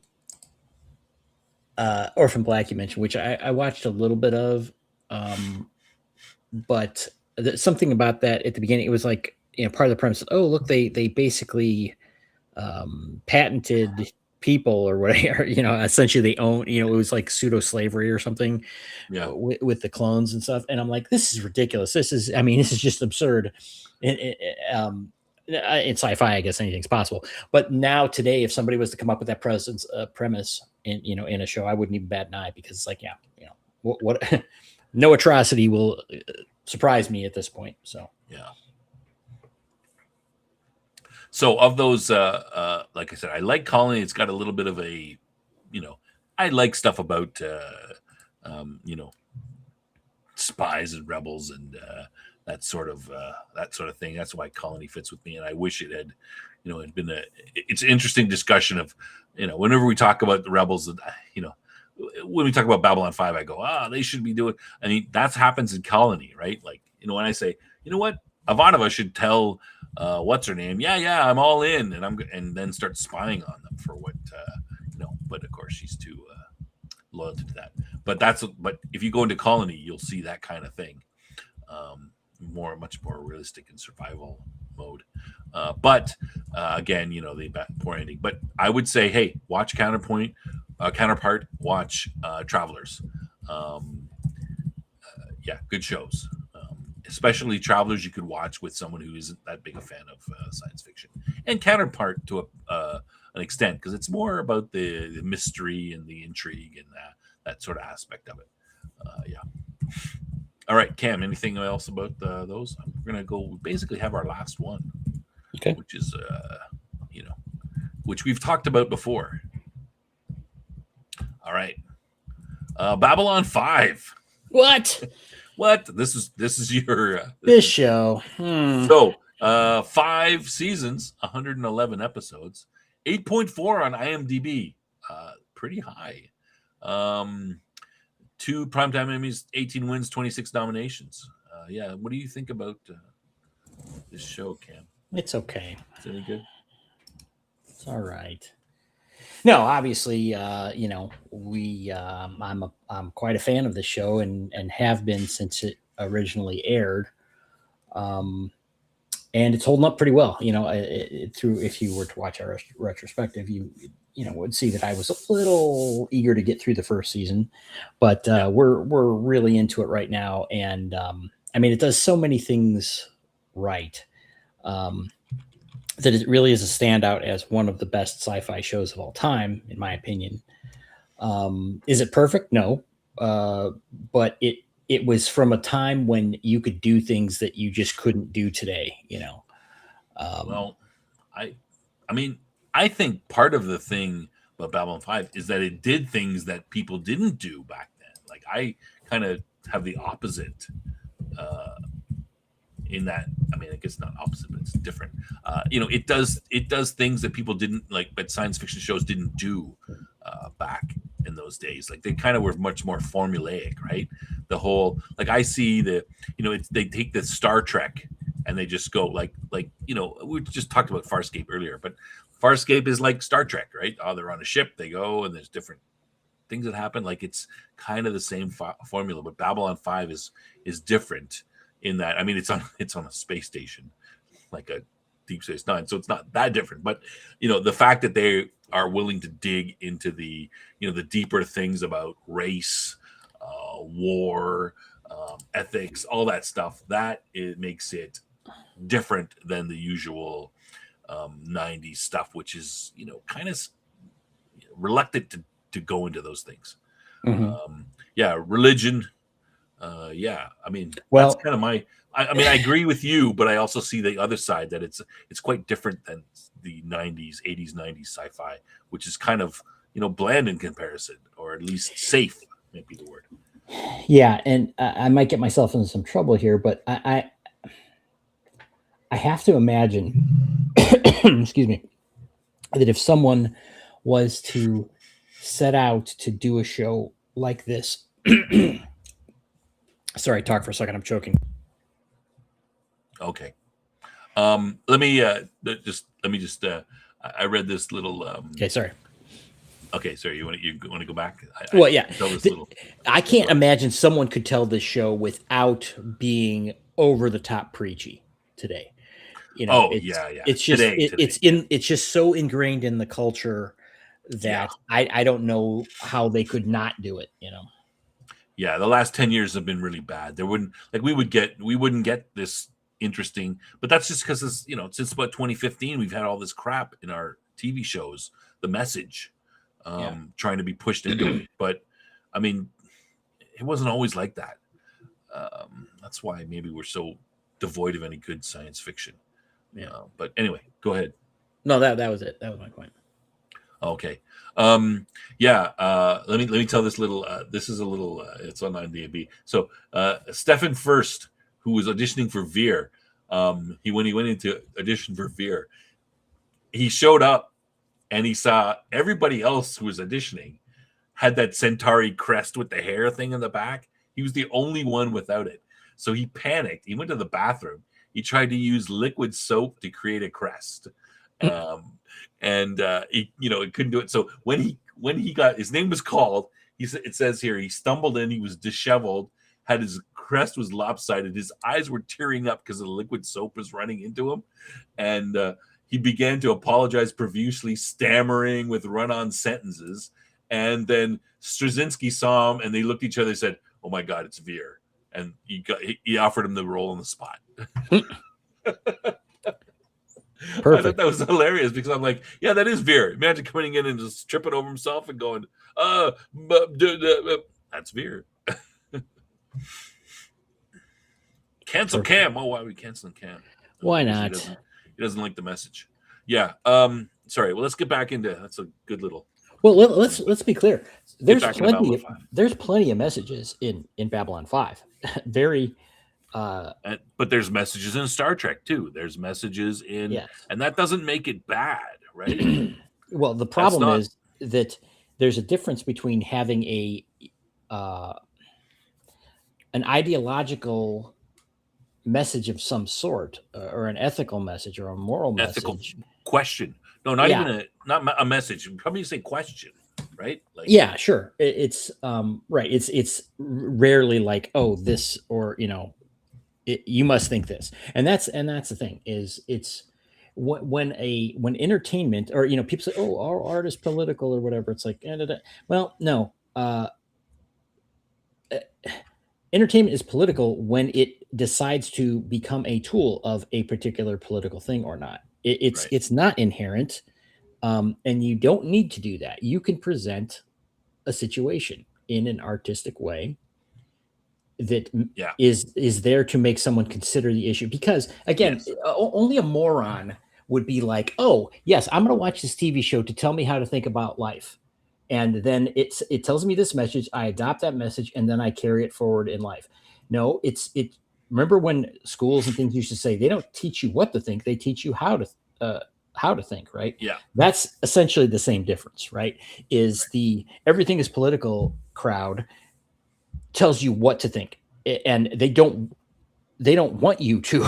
The whole goal is to get you not to think on your own. Yeah. Whereas a Babylon 5 clearly presents a whole host of issues that if you're honest and you watch it without your own baggage, you could, or even if you do have your own views and things, you could say, well, that made me think about that in one way or another.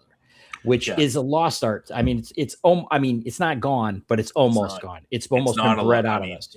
It's not a lost art. It could very easily be done, but they don't want to do it. They want to preach. Like, Right. I mean, look, original Star Trek, because that's that is the show that, the original series, right? With the guys where half of them were white and half of them were black on one side. And then they hate the other guys who are like black on the other side and white on the other side. Of course, Kirk and they all going, there's nothing different between you. Wait, but what do you mean there's no difference between us? That guy's black on the right and white on the left, and we're the reverse. They're totally different. And the humans are like, what? Right? I mean, race in America. Okay, so it's an examination of it. Interesting question. The Next Generation article they go to the planet where nobody's any gender, and Riker falls for this non-gendered, but she's actually a girl. She feels that she's female. And of course, at the end of the show, they brainwash her and make her back into whatever, and she's not interested in Riker anymore. Yeah, I mean, Yeah, she dodged a bullet on that one. these are questions. They don't tell us the answer. They show us what happened, and I'm sure that the writers of both of those episodes, for example, had a certain view that they felt was right. Yeah, right. Undoubtedly. Like, I'm sure the writer of the original Star Trek with the black and white on each side were coming at it from the point of view of that racism is bad, right? Like, we can, but they presented it out there. They didn't tell you that. They presented it out there, and you made you look at it. And a lot of science fiction does that. Well, okay, they were telling you that, but in a sense, they didn't have to.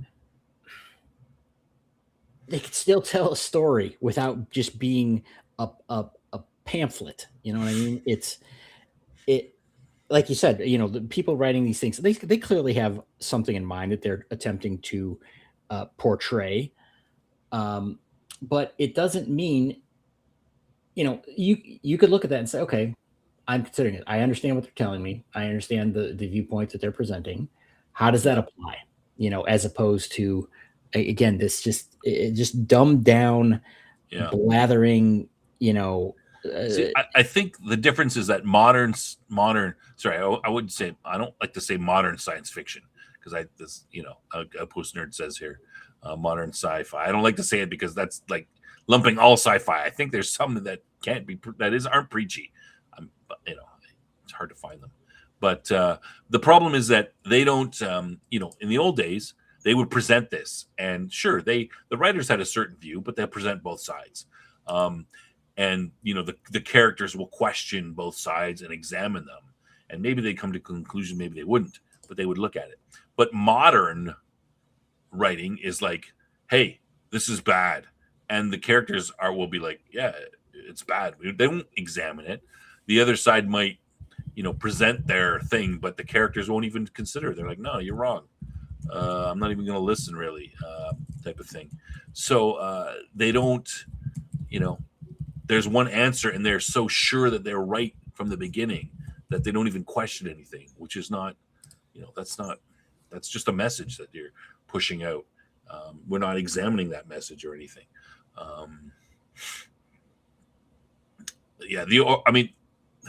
Post nerd is correct. The Orville. The thing is about the Orville is that it's written. There is no after Enterprise. There is no Star Trek. The Orville is the only example of classic Star Trek, which followed those rules. The modern, Discovery, all of it, they don't do that. I should. You didn't ask me what I did to forward my sci-fi this week.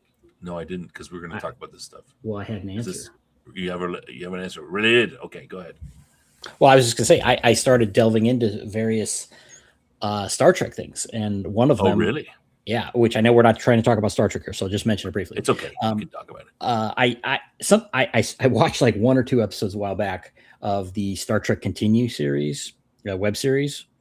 Oh, That and man, it does an excellent job of recreating the feel of the original show. I mean, across the board, it's like, man, this is. I mean, if obviously the characters aren't the same characters, or I'm sorry, actors aren't the same actors, but man, most of them do a really good job of portraying the original. I mean, they're basically acting like the original actors to their best of their ability, yeah. and some of them do it really, really well.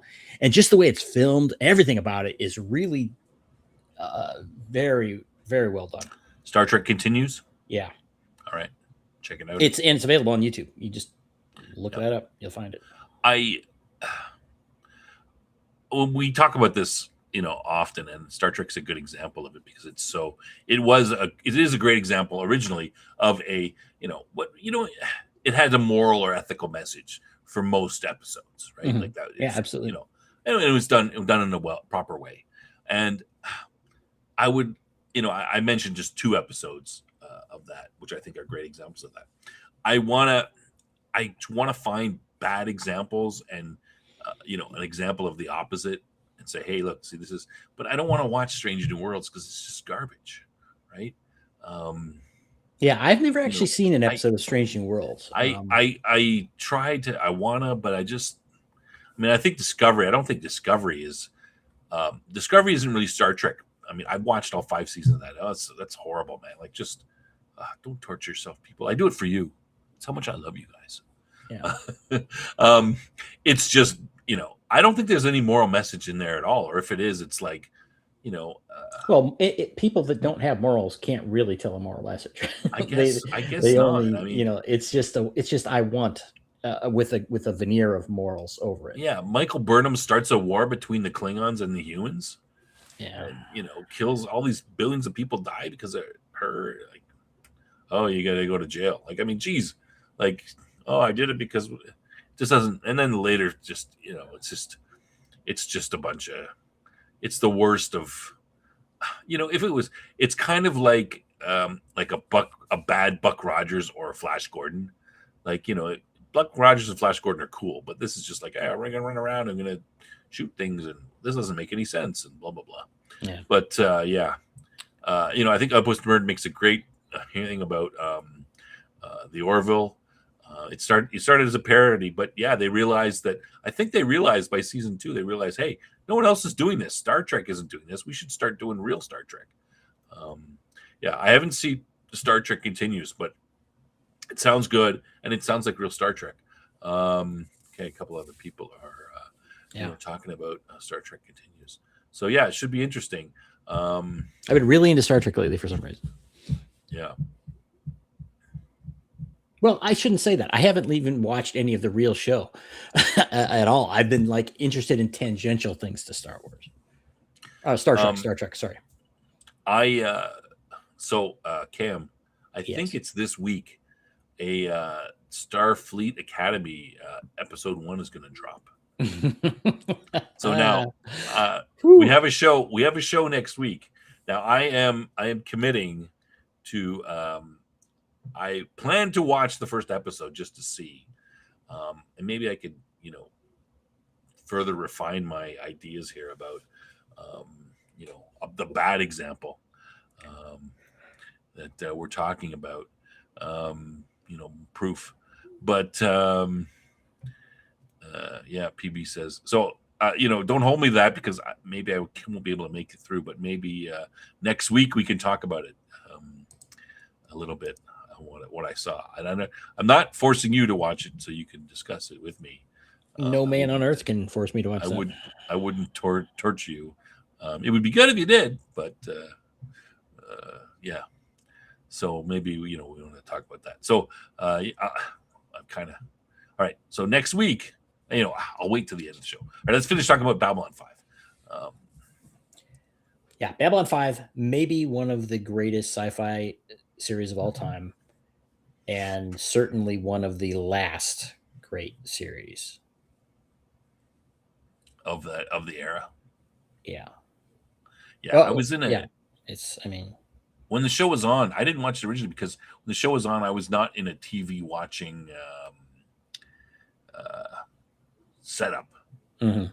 I didn't watch much TV because the way when it was on. Well, that's when So- you worked as an international man of mystery. No. I was in the army, Oh, come on. Living Why didn't you just let that? living in barracks and Well- stuff. We didn't really. I couldn't really just sit down and watch.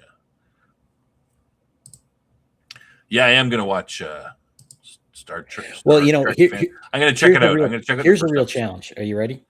What's that? You need to come in and say what's good about it.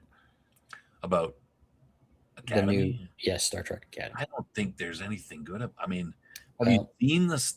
I've seen the. I've seen a lot I of. mean, it looks absurd. It looks absurd. literally absurd. Like, I mean, okay, so you know what West Point is, right? Cam? Yeah. Mhm. I went to the Canadian version, right? Mhm. So that's what Starfleet Academy is, basically West Point in space, right? Or any of the service academies. Like, there's not a lot of exciting. I mean, you know, there's exciting things going on for the people there, right? You know, who's sleeping with who, and you know, so and so got in trouble and did this and snuck alcohol in, and you know, whatever, smoking in the, you know, like there's that kind of, but it's not something you want to write a show about, right? Like, it becomes you know, imagine a teenage, you know, it's a teenage drama, right? Mhm. Like, it's just not that interesting. So you know, there are interesting things that can happen. Like, you can have Wesley and his friends, you know, kill a guy trying to do some fancy flying maneuver, but that's a one-off show. You can't have a whole series on that. So Well, my I understanding- disagree. I completely disagree. Okay. You can most You're- definitely have an excellent series in Starfleet Academy. not a These, good. these So- idiots can't do it. So well, maybe you could. I don't think you really can. Like, it's just, I mean, it's a high school. It's basically 90210. You know, except No, that no, the no. kids can't go home and they all got to live in the same spot all the time, and they're, you know, they don't get to, you know, so their interactions are not, they only have themselves to interact with, so it's going to be a little bit, No, you know. that why must that be why are you placing that limitation on it? because I spent 4 years there and I know that it's kind of, you know, it's studying and eating, and I mean, you know, anyway, I just don't see, I mean, you know, I'm not saying I wouldn't do it again, but it's just not really I don't see a show coming out of it, but we'll see. Now, my experience of this show is that Well, they're it will gonna- be. It will be that, no doubt. I'm not saying it won't be well, that. apparently This will be that for sure. apparently Starfleet Academy has a spaceship, and they're gonna put everybody on the spaceship every once in a while and go Well, out in the galaxy. Can you imagine? Can I point out? Taking a bunch of freshmen, like you know, Okay. military Are you- organization. Let's take a bunch of first year who says they have to be cadets or whatever first they call them from West Point and put them in a war. Like, what the hell? They don't know anything yet. Like, Okay. Are you aware that Star Trek 2, the Enterprise was crewed by cadets? yeah. Okay, so you're But wrong. this is a show. And they're number gonna two, do- but that was an hold on. emergency. This is emergency. They're going to go out. They're supposed Okay, to go out every but week. I or just something. I gave don't you an know. example to disprove your theory that you can't do this. Are That you is- seriously trying to? That's yes, a one-off. so what? That's like, we got to It- save the world. Everybody on the ship and do the okay, best you let, can. let me explain Not, to you about hey, about every logic. week, When you let's say go off something can't exist under a certain set of circumstances, I'm not and saying then it someone can't. provides you a contrary example, that disproves that theory. I don't know Therefore, if you would you're have to being- change your theory. I don't for know if it you're being serious. to be valid. now. I'm being absolutely serious. I'm saying a lack of imagination to come up with scenarios that could be interesting for I'm not, students. I'm not saying it can't exist. I'm saying that it doesn't make sense to exist, and it's not going to work. Well, Like, okay. every week they're going to go, hey, let's go somewhere else. Captain, Actually, okay. take a bunch of these nobodies who know Well, nothing let- about what's let- going on, and let's go. Let me disprove you again then. Look, they were let fourth me year of a cadets in the little Wrath of Khan. There you go. Come on. That's true. They weren't first years, and I said, why do they have to be first years? That's a condition that has been invented. Well, I'm just giving it. Okay, let me. Starship Troopers, a beloved book by you, right? Did they not? Did they not, as part of it, talk about how they were rushing people through in half the time? For example, it's in the novel, I believe, because Rico's father was one of these cadets. That's at the end, near the end of the show. Yeah. Yeah, that's right. But the point is, in an emergency, yes, absolutely, they'll be doing it. In Deep Space Nine, they had things where cadets also did things. Nog was one of them. It's like, we have a bad situation. We're at a war now. We are desperate for personnel. We're losing them. Yes. Let me give you another example that is not sci-fi necessarily, but and I know this is for normies or whatever, but My Hero Academia was about superheroes, super powered society, and it was all about first year students and the things that they went through, and it was done incredibly well. So no, you absolutely can tell that kind of story. It just depends on the quality of the storyteller. I just don't see. I mean, these are all, those people in those examples, rushing them through training, they're still getting all their training, right? Okay, why are you making it about being people that just started? I'm not saying. I don't know. I haven't seen the show yet. I don't know what year the cadets are. They probably will. Okay, I think they probably will be. They probably will be. I think they're being brought into the show because I'm sure because they're talking about the captain. She brings in one kid and says, "Hey, I'm going to give you this position for whatever reason." I'm sure it will be, and it will be stupid and lack all credibility. And this is not like, "Hey, it's Wrath of Khan. We got to go and grab everybody you can, get into the ship, and let's go. We got to save the world." This is going to be like they have a ship and they're going to regularly go out and do this stuff. It's a trip to the a trip to the local space station. I'm not saying nothing. I'm saying is predicting they will do it well. I'm saying it's not impossible to do it well. Outpost Nerd. Let me just address a few things. I think they had passed where their normal graduation would be, but I don't think they were quite through another half year. But you're right. They because of the situation in there, they would have normally been. PB's on my side. All right. There. Okay. Let me also mention PB that the age of the cadet is an invention that Snob put on there, a restriction that is not inherent to this sort of story. There's nothing to say. Example. Okay, right. And I'm saying that you could place limitations on anything to make it impossible. And I'm saying within a story about Starfleet Academy, you could. There's no reason why you couldn't have a story about second years or third years or whatever. And again, the Next Generation episode, The First Duty, was about Wesley, who was a first year, but it involved a few upperclassmen and sophomores or whatever as well.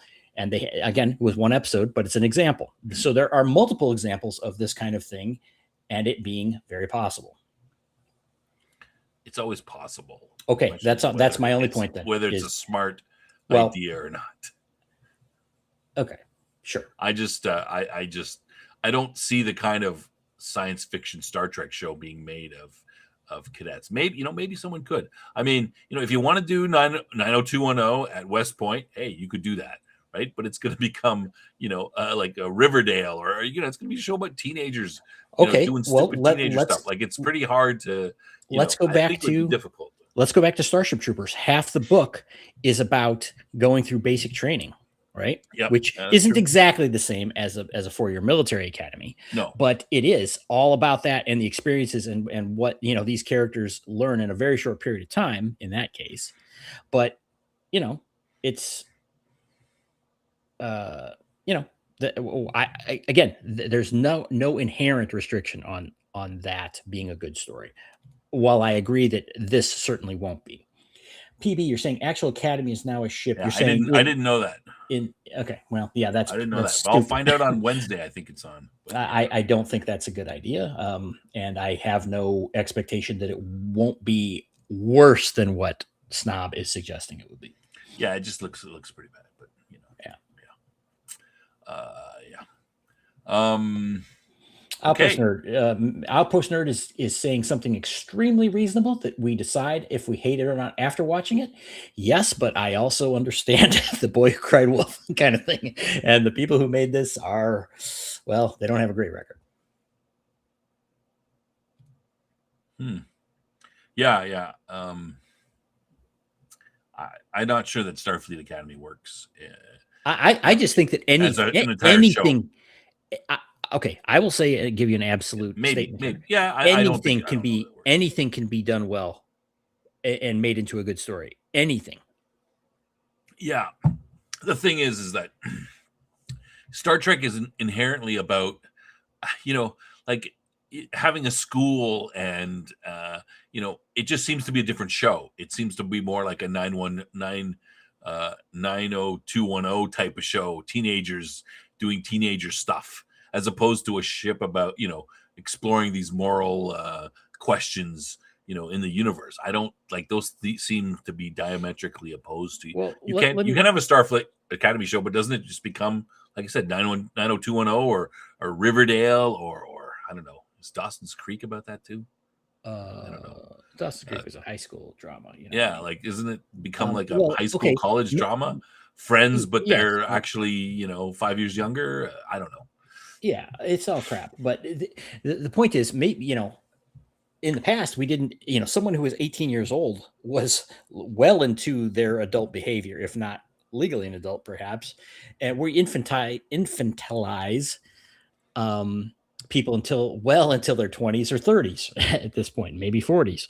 But it's not about their age so much as their training, Cam. Like you've completed your training. What's to say that again a society in the future can't have again? No, of course. I bristle at this idea that we send people, and I know it's. I'm not arguing the reality of this, but when you have people in schooling for 13 years, that they come out as babies is absurd. That's the thing that should be absurd in our looking at things. It's like, oh, an 18-year-old can't do anything. It's like, why not? Why can't we have capable people in this world? No, of course. But listen, the thing is that you go to a service academy, right? Let's say you go at 18 to 22, 4 years. You come out after 4 years at you're at the basic, you're at the bottom level of, you're an officer, but you're at the bottom level. You've just finished your training, and you are now ready to supposedly lead people in combat. But you still have a lot of on the job training to do. You've got the now a private though is at 18. They go through their training, say it's 6 to 9 months long, and then they have like 2 or 3 years of experience before they're 22, and now they've got a little, and so they're at the same level, they're same age, but very different levels of training and experience. And of course, a private in the Army is not going to get as much training as someone who's going to become an officer. Much different training. But we send people that go through short periods of training into war all the time. Of course, and they're proficient at it. We have in the past. I don't know. People, when asked to, you send. How long does basic training last these days in the military? It's weeks or a few months. It's not like Canadian, they go through, it'll be probably about a total of 9 months to a year, because you'll have your basic training and then you have your trade training, which would be if you're in the infantry, for example, you do that. And I think those are it's probably both are 4 months ish. Now, but the thing is, Cam, is like when you're talking, like when you say, oh, they go through in a shortened thing, a lot of the thing is what they do is they'll cram more training. Before you had the time to you didn't have to work after supper, and most of the time you would be polishing your boots or making your bed or any of that stuff. Like, what happens in a war scenario is they go, we don't give a shit about that crap anymore. Guess what? We're not going to teach you how to, I don't care. You're not going to teach you how to make, we're going to teach you how to make your bed once, but that's it. And guess what? Every evening you're going to be doing extra training. Like, that's how it's not that they're doing less training. They're packing it in to into a shorter time frame, and they're cutting out the crap. They're like, okay, well, it says here we got to give you a mandatory lesson on, to wear a condom. Okay, guess what? That's out. We're gonna shoot your rifle instead. Like, that's the kind of thing. Like, you're talking about, when you're talking about Starship Troopers and then it's shortened training. Yeah, but part of it is it's not necessarily you miss out on some sort of training. It's they'll get rid of stuff that's useful or useless.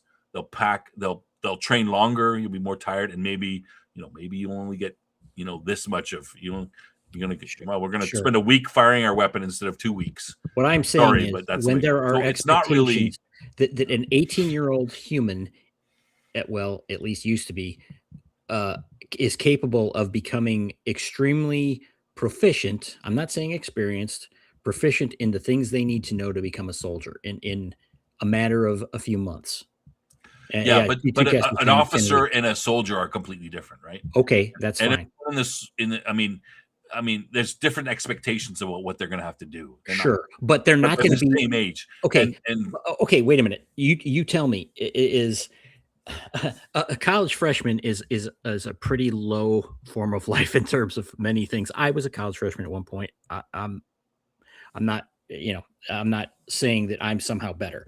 But they're children. They act now.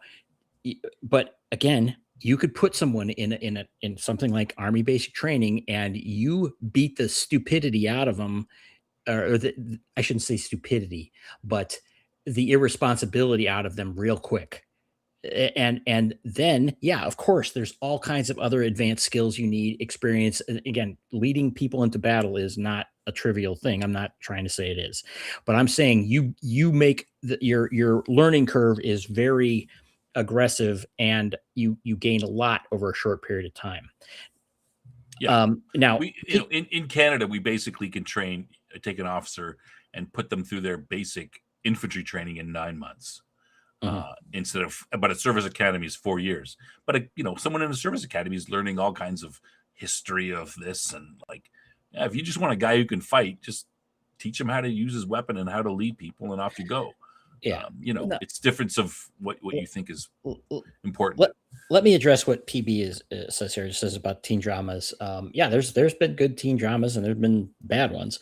And PB saying he doesn't want that in Star Trek. Okay, I think that's fair. Yeah. That's not what you want. But again, this would be first of all, Starfleet cadets are supposed to be the cream of the crop. These are supposed to be people that are exceptional. Let me write this down. It's not easy to get. Well, you won't be seeing that. The show might prove that you were wrong. I'm saying, well, this cream of the crop. Everyone, write this down, and next. Okay, we're all going into this knowing who made cream. Cream. There you go. Double underline. Okay, you could say the same thing of like you were talking about, Mikey Spock there. That she's. Absurd that anyone would let her, be in any position of authority at all. After she started a war where billions of people died. Yeah. Yes, and she's way out of the academy, right? So this is a consequence of the people who are writing it. No one, or I should say, I am not at all stating that this will be anything other than crap. It might be. It's possible, I guess. But come on, let's be realistic. I'm saying that there is no need for it to be that. These people are choosing to make it that. Yes, they're going to make it a stupid, a moronic, base level teen drama that's embarrassing to anyone who has any sensibility, and it will be filled with the message for sure. I'm just saying that you don't need to make it that way.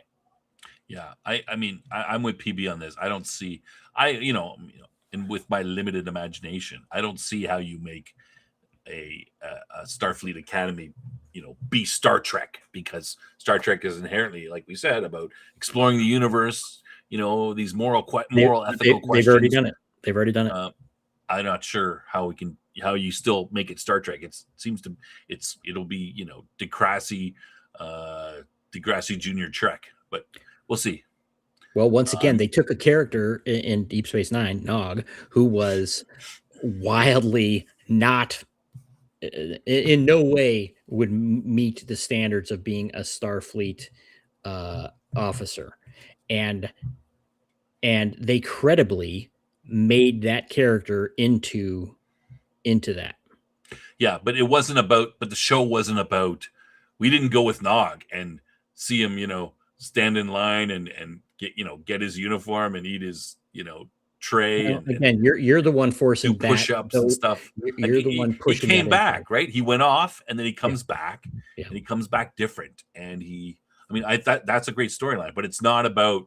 It's about Nog, but it's not about Starfleet Academy. He goes off, he does something, and then comes back. Same with once Wesley, again, right? I'll reference Starship Troopers. It's not exactly the same because it wasn't Different, a completely. officer academy, but it was about, yes, they are going there to get their uniforms. They are going to the mess hall. They are doing all the things that you're saying cannot work in a story. They were still doing those things. Starship Troopers is not Star Trek. It's a completely different story. It's not about going out in the universe and having these moral questions. And remember, really, Starship Troopers isn't about moral questions. Well, not about the way Star Trek is. Well, you're really with the weekly going out and like really let's find this new and it's a moral question. It's about there's some differences where initially Rico is going in for he's the way they do it in Star Trek, or sorry, Starship Troopers is they don't have a service academy like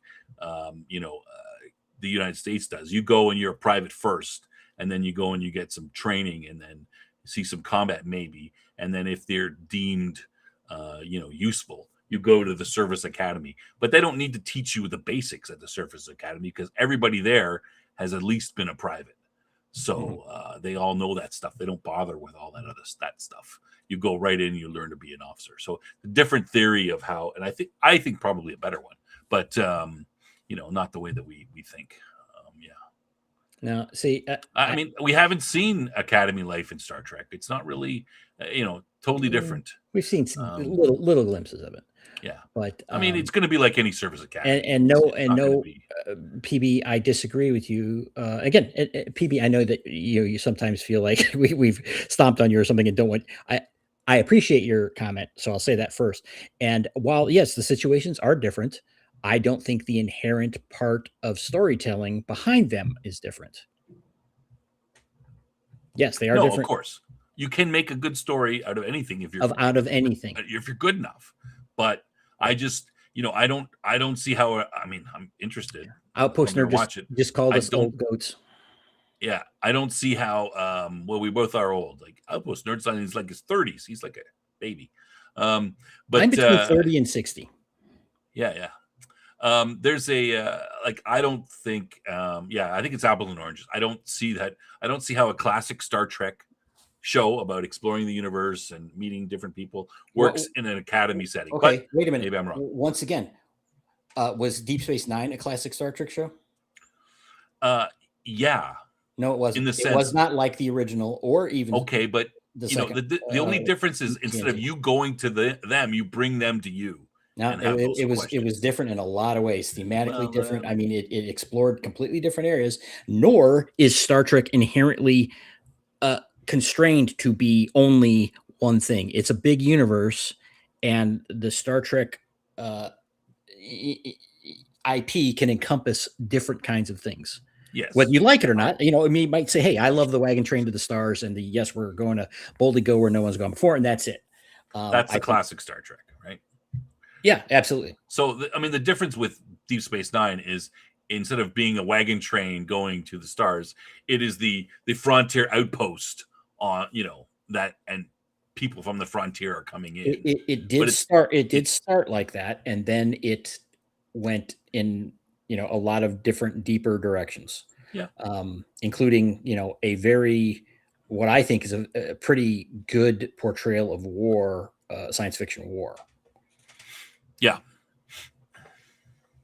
And it was good because it was unusual in that it's an ongoing storyline as opposed to the typical Star Trek, which is a bunch of unconnected episodes. Mainly. Yeah. And again, as I've said many times in regards to many things, I really like the settings of stories.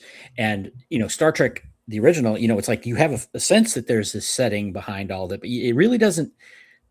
Your average episode of Star Trek: The Original Series isn't really dealing with that much at all. It really is kind of, we're doing this very encapsulated interaction in a one episode story.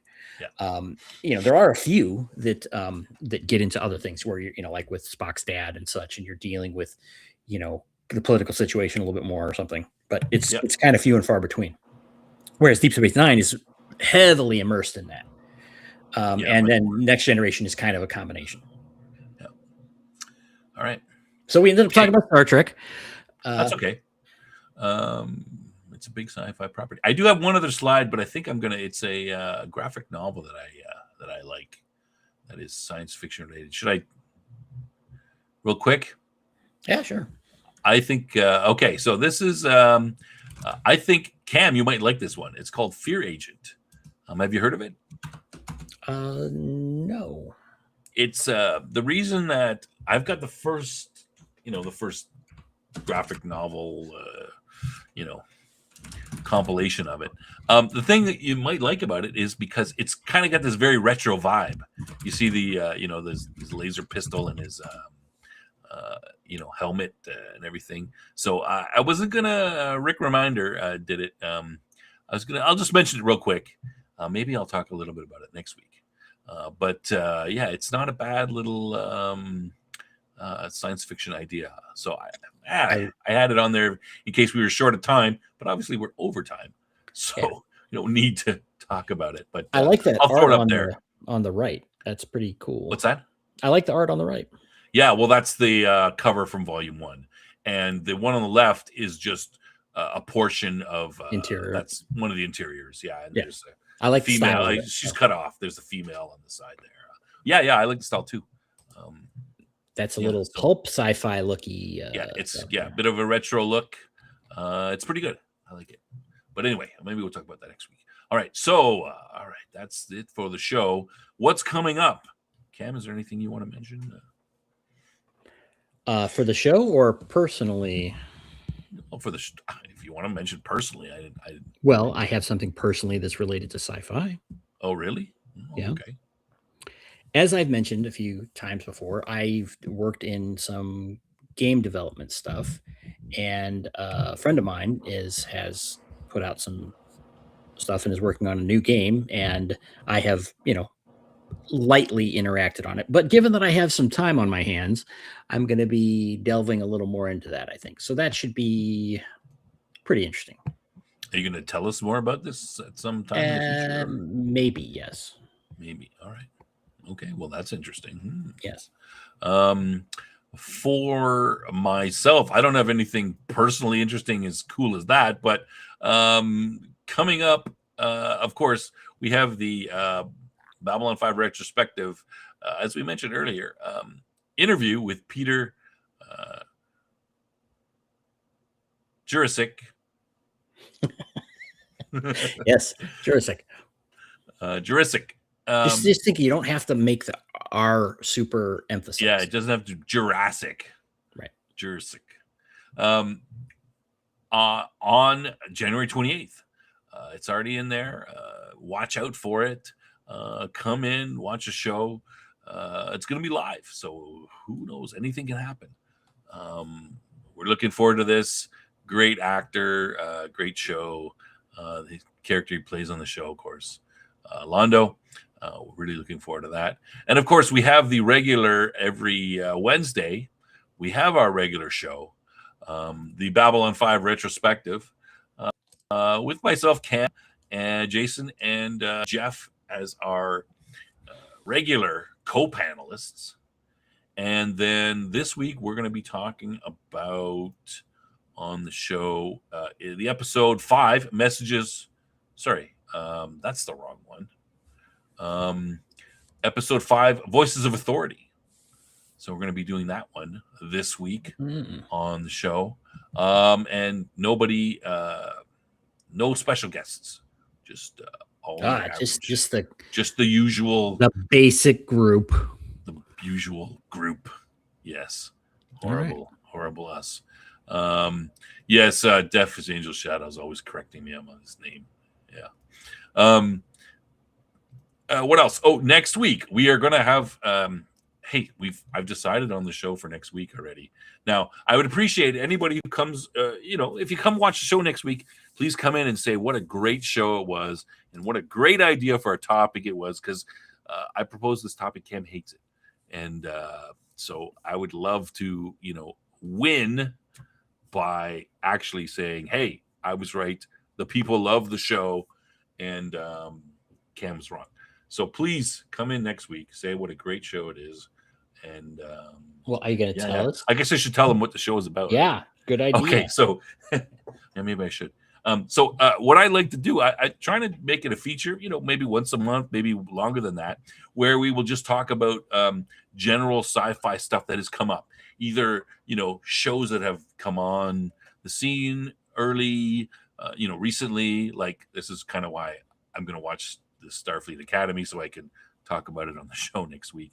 So new science fiction shows, properties, movies, books, whatever has come out, maybe past ones that we've seen recently that might be old but they're new to us, and sort of we can just talk about, hey, this is something new or something old that you might not know, and on a monthly-ish basis. So that's my idea. I need a good name for the idea. Well, I think we see what's happening here is Snob just wants an excuse to watch Starfleet Academy. No, I know I do. I don't think I'm gonna like that show. Just admit it. I'm gonna hate it. I kind of need a name for the show. Something like I don't know. What kind of I don't know. The sci-fi checkup or something like that, but not as lame. something that would be good. But anyway, yeah, that's what we'll try. That's what we're going to try. We're going to try it next week, see how it goes.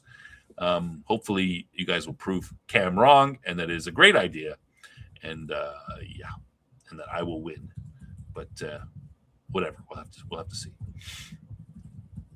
Cam has agreed to at least sort of try it. But yeah, Gay Fleet. Is that the? Are you talking Star Trek? Or are you talking about my show name? Jason might beat you to the punch. Yeah, about talking about Academy, maybe. Please do.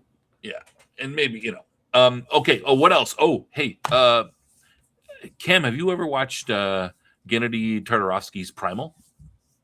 No. Do you know who Gennady Tartarovsky is? Yeah. You do? Have you seen Samurai Jack? Some of it. He's the guy who did Samurai Jack. Yes, well, you might, think of something else he's done. What else has he done? Oh, I don't know. Look at my avatar. Look at your avatar. Okay, well, what about it? Did he do the what's it called? The three did he do that? I didn't know that. Wow. Okay. Send you a link. I didn't even know that. Okay, he did the three. What is it called? What's the TV show called? With the Powerpuff Girls. Did he did that? Wow, I thought he. Well, maybe I'm wrong. Maybe I'm I thought he was involved in that. Maybe I'm no. I guess he's anyway. He did. So no, I'm sorry. I'm thinking he's not. Craig, Craig okay. I'm thinking of Craig McCracken. Okay, well, Tartarovsky, great, done some great stuff. Samurai Jack, of course, great show. He's done some other stuff that's not as popular, but Primal is starting this week its third season. Excellent show, awesomely animated. It's about the first season is about it's the adventures of Spear and Fang, and it's this caveman which is called Spear because he carries a spear all the time, and this Fang, which is this dinosaur, kind of like a velociraptor-ish. Not quite as big as a T-Rex, not quite, a little bit bigger than a velociraptor, but dinosaur. And they come to an unlikely friendship and have various adventures. And they've been through 2 seasons of adventures already, and it's starting up again. Excellent animated. Very little dialogue in the show because, of course, he's a caveman. He doesn't talk much, and of course, what are you going to talk to a dinosaur for, right? Like, it's a lot of grunting and stuff like that. So, but really well done. And in the later seasons, it first starts out the caveman is, he's he's a caveman living with his family in a cave. But as they go out and they start to adventure, that you start to see the wider world, and he comes into he's not really tribal because he's only with his own family, not a tribe, and he comes in contact with these different tribes of different people. There's some Egyptians, there's like Egyptian style, there's a Viking style, and they're much more advanced technologically, and they're much bigger and powerful in a tribe. They have different. It's very interesting the way it's done. There's some mystical aspects to it as well. Later on in the second season, there's a little bit of the mystical. I mean, like the witches and that kind of stuff. But then it becomes sort of occultish in a sense because there's a near the end of the second season, there's a thing with we think might be the devil or hell related. But yeah, excellent show, great animation. Totally recommend it for anybody. I'll give you a report on what season 3 is like. It's on tonight, I think. Incidentally, he did work on Powerpuff Girls. He just wasn't the showrunner. Okay. So yeah, great. He's done a lot of different stuff. A lot of his animation is very well written, very well done. As I can say, Samurai Jack, excellent show. Yeah. Too tired to quit. All right, right on. Yeah, we're ending off right now. So so that's what I'm going to be checking out. And I think that's it. Next week. Did I miss anything? Nope. I mentioned the Babylon 5 show. I mentioned all right. I think that's everything. All right. All right, good night, everybody. Yeah, Madman. This season he's a zombie. Who's a zombie? What are you talking about? Oh, don't give it away. Wait, did you see Madman's show tomorrow at 8? Madman's show tomorrow. I think I'm I don't know if I'm invited onto that show. You talk about Star Trek. I'm gonna, if he invites me, I'll jump in to his show. Yeah, it should be good. And Jason, of course. Check out his show. And we'll test out next week. Oh, I know what I forgot. Sorry. Movie night. Movie night's coming up. We got to do movie night. So I've just put up on the Discord the next 2 movies for movie night. Vote on them. Cam, what do you think? What are you going to vote for here? Would you rather see Zardoff or Damnation Alley? Damnation Alley, I think, probably. Really? Yeah. Really? So that one's kind of near to my heart because when I was a teenager kid, I like those. I like the Magnum Force and the these like we're driving across the wasteland in a super powerful machine blasting things and stuff. So I'm kind of partial to Damnation Alley too. But I am curious to see Zardov, Sean Connery in his diaper. I mean, I'm like, what the hell is going on there? I got to find that. See it out there. But anyway, it's up on the in the Discord in the Top Lofty Lounge, and you guys can vote, and we will watch whichever one you want. It doesn't matter what Cam wants, really. So, yeah, it's what we want, what you want. So we'll look at that one. All right, probably about 2 weeks. Q2 wants to see Zardoff. All right, well, then go vote for it. Go vote for it. Oh, that's 2 votes. Yeah, you got to go vote for it. I will abide by the result. I'm not taking. I will as well, if provided it's good. All right, and that's it. Okay, Cam. We went over time a little bit, but that's okay. We had a good discussion. I think I liked it. Anything else? Good. All right. Yeah. Good night, everybody. I guess we'll see. Oh, wait a second. Death Angel Shadow mentioned jokes. F you, Jeff. We got to do jokes. Listen, I got to talk before we'll do the jokes, but just listen. It's getting really, really tough. Like, you guys would not believe, the jokes that I give Cam, which are really bad. I mean, there are so many more worse than that. They're just horrible. This is the best. I'm having trouble finding anything that is not this, like, at least meets the minimum Cam standard. Like, meets my minimum standard. Like, some of these jokes are really really bad. So anyway, the point being is I'm only going to do 2 jokes today, and I might do even less, go down to 1, because I'm having trouble finding any good ones. And I'm thinking I might need to save them. Otherwise, we're not going to have any jokes because there's nothing. There's too many bad ones. All right, let's try this. And remember, this is the best of what I could find. These are just general science fiction related jokes. Cam, do you know why the computer was bad at baking? No. Why was the computer bad at baking? Because it kept deleting all the cookies.